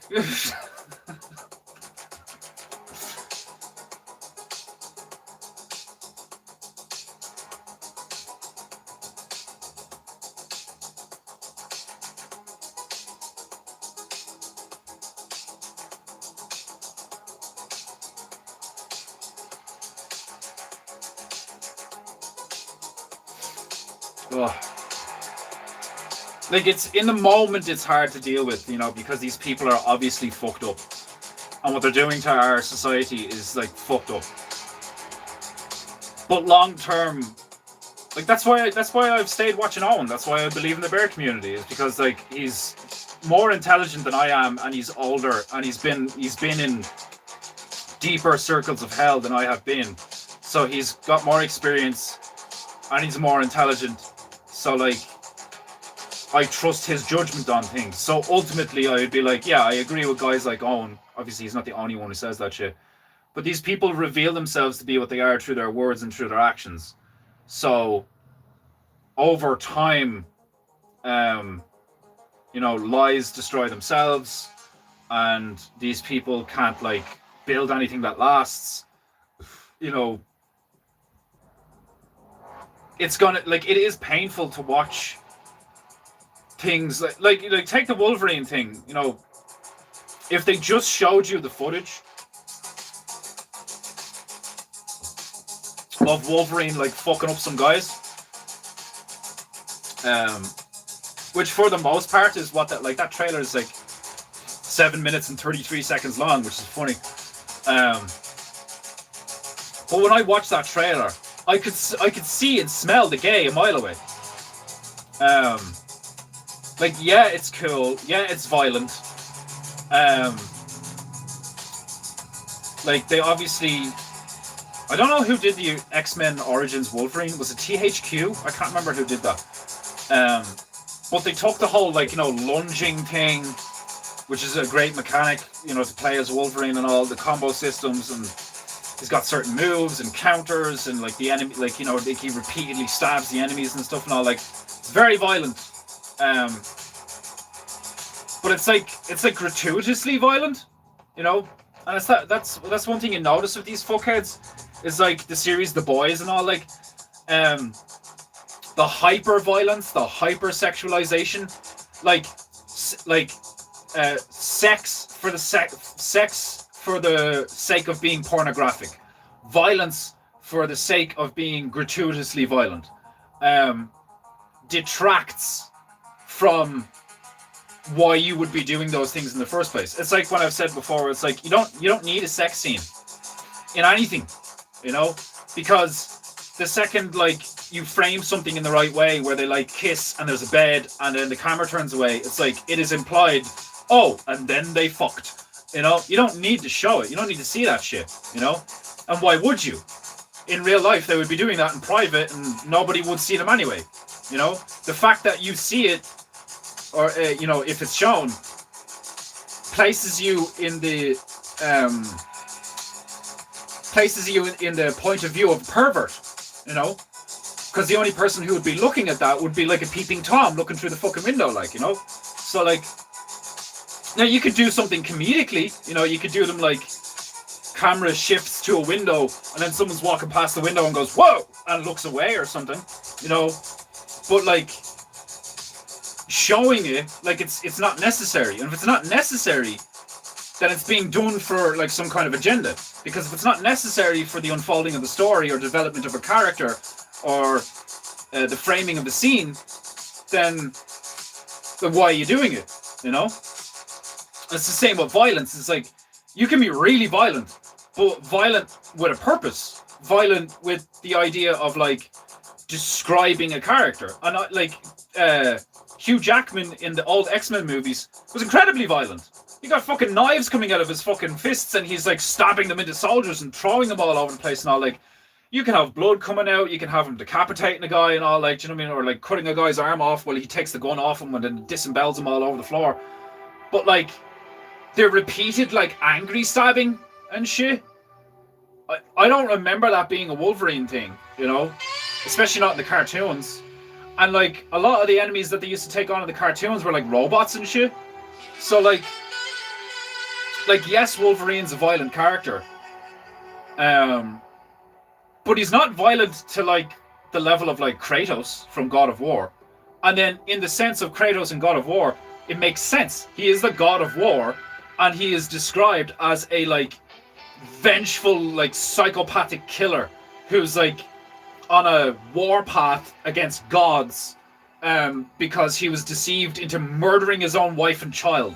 Do you know what I mean? Like, the dude's got issues. Like, do you know what I mean? It makes sense.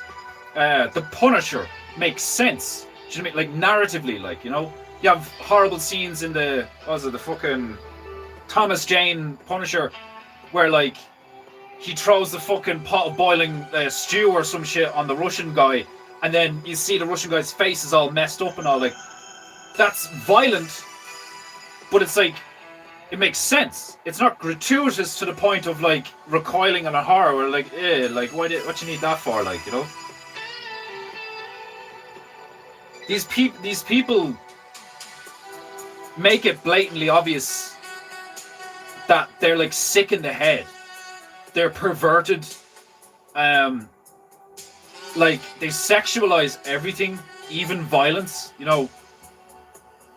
They always push the boundary on, like, all levels. They don't see a problem with, like, you know, children being in a sexualized environment, which, like, right off the bat, like, that is just so fucked up, you know.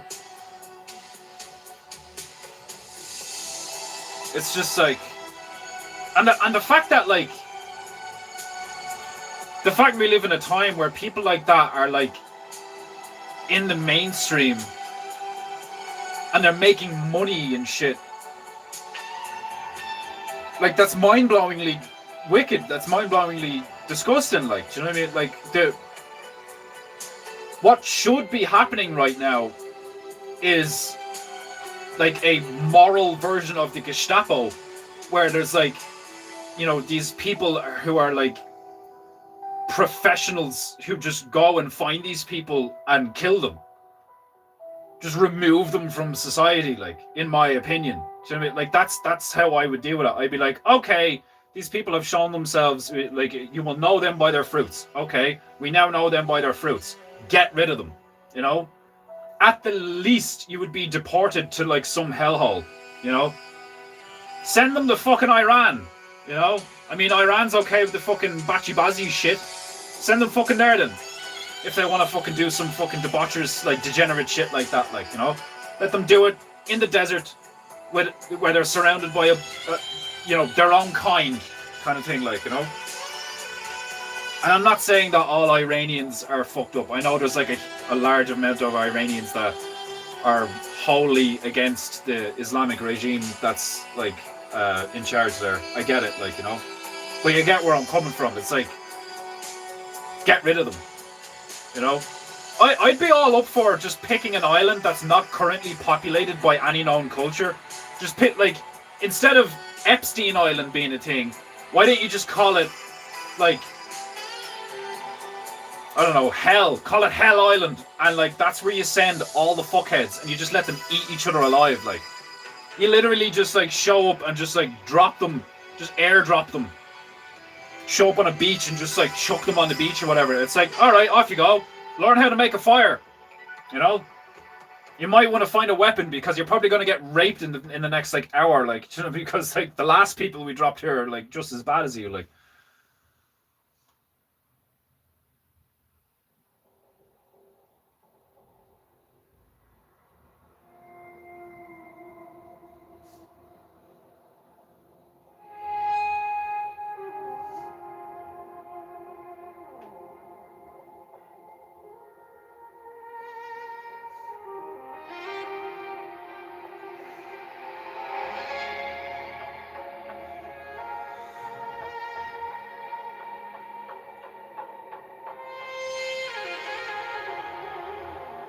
I've always thought that about sex scenes.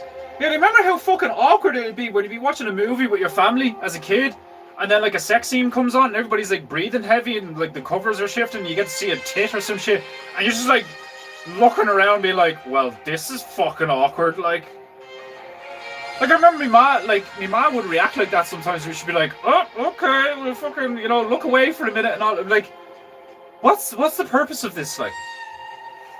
That doesn't advance the story at all, like, do you know what I mean? You can, like, you may as well put up just like the screen goes black and in white capital writing and just, and then they shagged. Next scene, like, do you know what I mean? Like,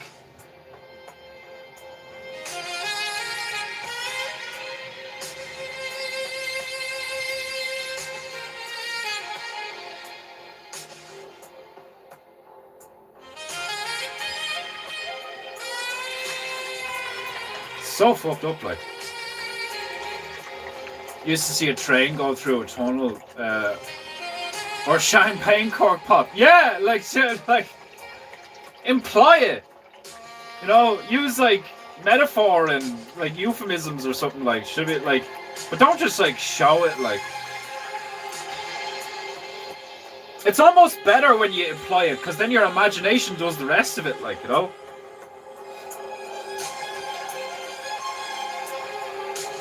It's so fucked up. Like, it's just so obvious that they're like, yeah, watch it. You like watching that shit, don't you? It's like, imagine how fucked up it is for you guys to like make that and record it and all, and like that's even more fucked up, like, you know? It's so weird, like.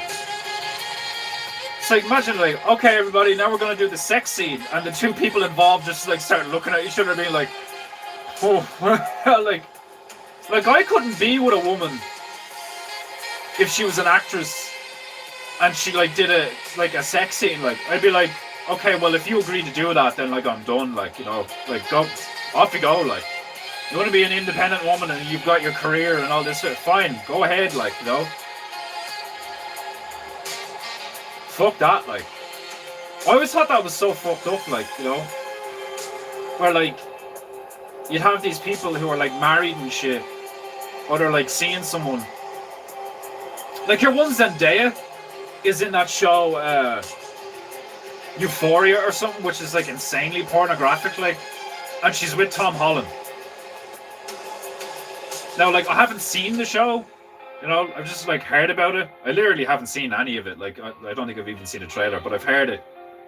The missus was watching it there a while ago. I was like, you're basically just like, just from hearing stuff, I was like, are you just watching porn? Like, what the fuck, like? And even she's like, you know, it's like, oh yeah, you see some wild shit and all. It's just like, why? Like, why would you, like, whatever, like. But imagine being Tom Holland, like, and being like, oh yeah, my missus is in that show, like. Like, I probably wouldn't be okay with them kissing another actor, you know? Like, the more I think about it, like my missus was like, oh, it's just acting though. That's not acting. She's literally kissing that guy. Yeah, but it's just acting. No, it's not. They're not pretending to kiss. They're kissing.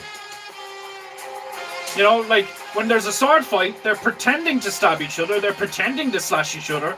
When there's a fist fight, they're pretending to fist fight. They're not actually fist fighting, you know? But when they kiss, they're actually kissing. fuck that. You know? You're no longer acting. You're literally doing the thing. Go fuck yourself, like.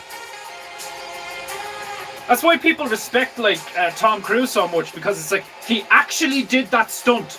That's fucking insane.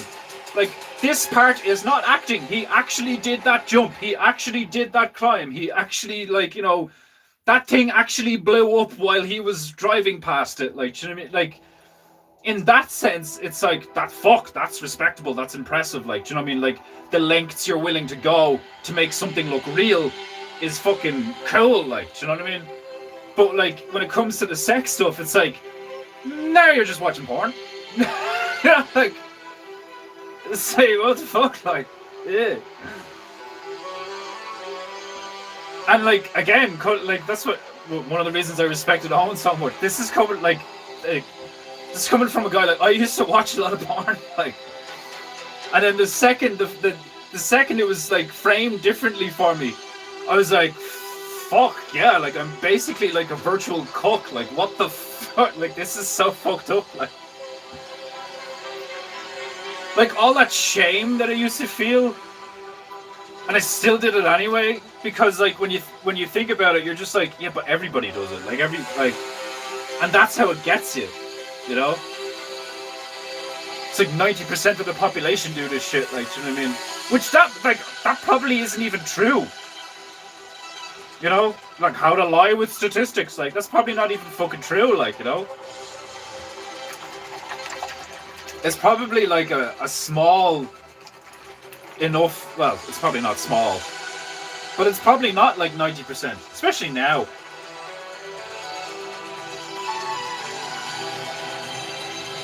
Don't get me wrong, it's probably still a really high number, like.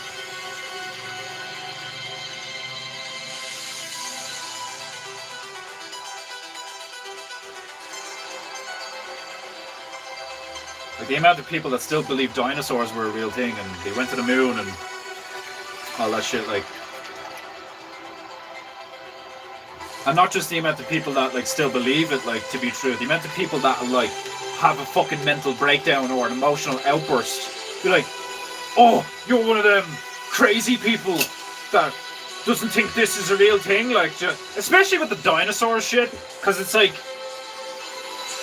what proof have you got? Were you there 60 million years ago, you fucking bellend? Like at least with the moon landing, it's like they have memories of, like, seeing stuff on television and shit, and, like, maybe they visited NASA and they saw the module. It's like, but it's real though. It's like, I get it, like, you know.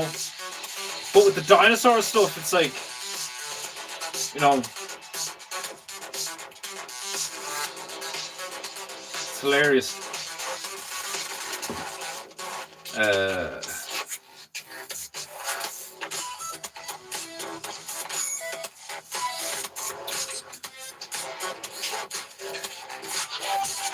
Weapon XP was.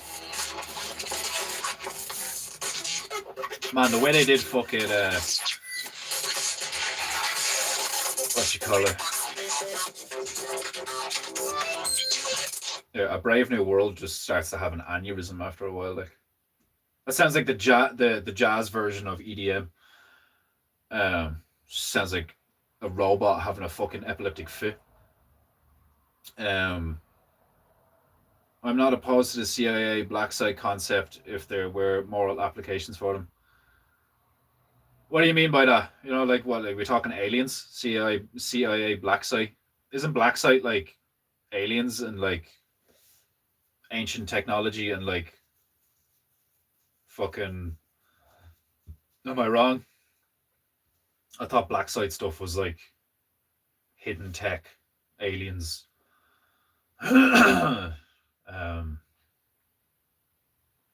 What else? Fucking, I can't remember. Tom Holland is the type of guy to want to watch while plugged up. Oh, jeez, fuck. Oh, it's just illegal. Oh yeah, Black Ops. Black site being a secret location for interrogation and imprisonment, completely off the books, out of the view. Yeah, but like I wouldn't make it like a Black Ops thing. Like it'd be publicly known, Because I'd use it as a threat. I'd be like, we have an island called Hell Island, and you will be arrested and transported to Hell Island, and you will be dropped off and left there. Like, the place does it. It'd be like it'd basically like Alcatraz. It'd be out in the middle of fucking nowhere, and the chances of you being able to like build a raft and swim to some kind of like safety or some shit like that would be like basically nil. That'd be the only time that I would it'd be the only time where I'd be okay with minefields. Literally the only time where I'd be okay with minefields is around a prison like that, like a maximum security thing. Where like I'd either find an island in the middle of the fucking nowhere, like way off, away from everything, that's barely habited by anything. Because I wouldn't even want to disturb the local wildlife in a place to put monsters like that in a place. Like, do you know what I mean? I would try to just find some rock, you know, in the middle of nowhere, and put people there. And just leave them there. Just drop them off. Yep, see you, good luck. You know, you want to be a degenerate fuckhead, like you want to be an inhuman cunt, then you can do it here. You know, like fuck yourselves. Like,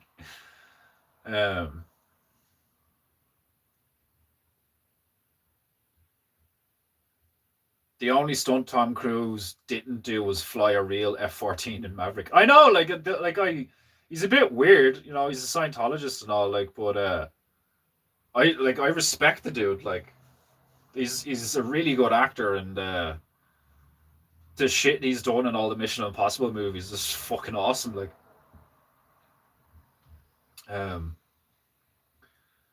Like, he's legit, you know. He's like, as far as like, I would put Tom Cruise, even now, he's like pushing 60 at this stage. He has to be. Like, I'd still put Tom Cruise as like top 5 action heroes of all time. Like, in the same category as like Jason Statham. You know, or who's that who's the guy that does the fucking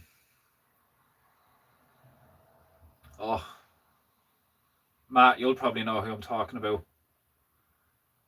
I can't even remember the fucking movies now. There's a series of movies about this Russian guy. I think his name is Yuri something, and they're all about like him being a fighter in like underground tournaments in prisons and shit. And he's like this Russian dude, and he's played by a British guy who is one of like the best martial arts actors of all time. I think his name is Adam something. But that guy's like one of the best. Scott Atkins, go on, Scouts player. Yeah, fucking Scott Atkins, yeah. Scott Atkins is like one of the best ones ever. Tom Cruise, Jason Statham, Jet Li and Jackie Chan have to be in that list because they did all their own shit and they're incredible martial artists. That's all I can really think of off the top of my head. Oh god. Yeah, like Jackie Chan, Jet Li, Scott Atkins, Jason Statham, Tom Cruise. Yeah, I can't think of anyone else. I will delete that one. You don't have to delete it. It's just like, I'm sure, like, just because I don't like it doesn't mean that you guys don't.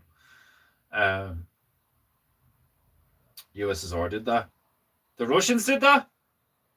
They like put people on an island, cannibal island in Siberia.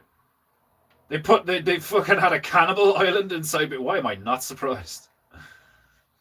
The Mission Impossible movies are well decent. Yeah, like I think I've missed the last 2 because there is a lot of them. It kind of turned into a Fast and Furious situation.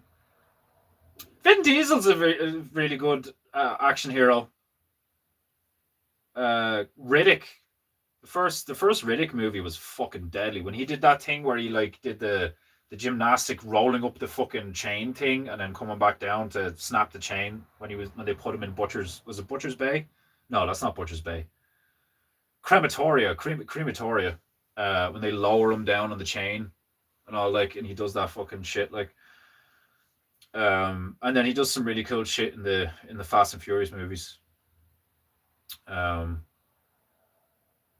he wouldn't. The Vin Diesel for me would be probably like top 15 or top 20. My top 5 would be Jackie Chan, Scott Adkins, Tom Cruise, Jason Statham. I seriously can't think of anyone. Sylvester Stallone's up there. Sylvester Stallone's a badass. He doesn't do a lot of, really intense stuff, but he did a lot of the stuff in the first Rambo movies, he just did, and broke ribs, did all sorts of shit that really fucked him up. Vengeance is a Boss Adkins movie. What are the ones that I'm talking about? What are they called? Are they called Undisputed, or the one where he plays as the Russian fella and all the fucking? They're not even B movies. They're fucking Undisputed. Yeah. Isn't there 5 of them or some shit Anyway, I'm 20 minutes over. I gotta go. Yeah, Stallone would be up there for me too. Yeah, Stallone's a badass. Fucking was just a deserted island. A few thousand men just left there, turned into Cannibal Island. Jesus Christ, that's dark. I know what I proposed. I literally called my hypothetical thing Hell Island, but the fact that actually was a thing where they just left them out in Siberia and they turned into cannibals. Oh God. And because it was the USSR that did it, a lot of people probably didn't deserve it. They were just enemies of the state. That's fucked up, Yuri Boyka, that's his fucking name. Thank you, yeah. That's the character's name. Assault on Cell Block 99. Vince was violent. I don't think I've ever seen that. Assault on Cell Block 99. I don't think I've ever seen that. Assault on Precinct 13 with Ethan Hawke and Lawrence Fishburne. I can't remember any famous. What the other famous? That Spick guy that's in a lot of movies is in that. He's a junkie in that. Assault on Precinct 13 was a decent flick. I like Ethan Hawke. Anything I've seen Ethan Hawke in, even that movie fucking Let the World Die or whatever the fuck it's called. I thought Ethan Hawke was good in that. The fact that he plays this beta kind of woke, modern man. But there's that scene where he's I'm useless. I have no skills. I'm fucking pathetic and all. It's well, it's true. I thought that was actually brilliant. Because he played it really well. But obviously Training Day is a boss movie. What's that movie with the vampires that he was in? I can't remember what that was called. It was just called Daylight or something. I can't remember. The vampires with Ethan Hawke. That's a good flick. Because it's they're trying to make vampires real. Where they're allergic to the sun and it's a genetic deficiency and they're on a corporate systematic level. They're harvesting people for their blood and they put them in these laminated fucking cells. There's hundreds of them in a warehouse and shit. That was dark as fuck. Daybreak? Was it the Daybreakers? Dawnbreakers? I can't remember. Daybreakers. Yeah, what a film. Yeah, really good movie. Really good movie. Really enjoyed that. his character is boss in that. The way he's in that, he gets infected with the vampire virus, and he's like, right, this is how we're gonna do it, and he's like, fucking exposing himself to sunlight repeatedly to try and get rid of the like, right, hit me, ah! Like, Jesus Christ, it was intense. That was a really good movie.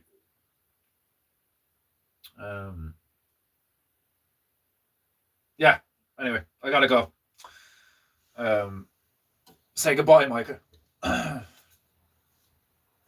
Right, you know the drill. Pay for painting you. You have no honor. God bless. Everybody have a good weekend. Be good. Be true. And be beautiful. And I'll probably see you Monday. Obviously, if I'm not doing a stream, I'll let you know in the Telegram chat. But yeah, have a blessed weekend. Much love.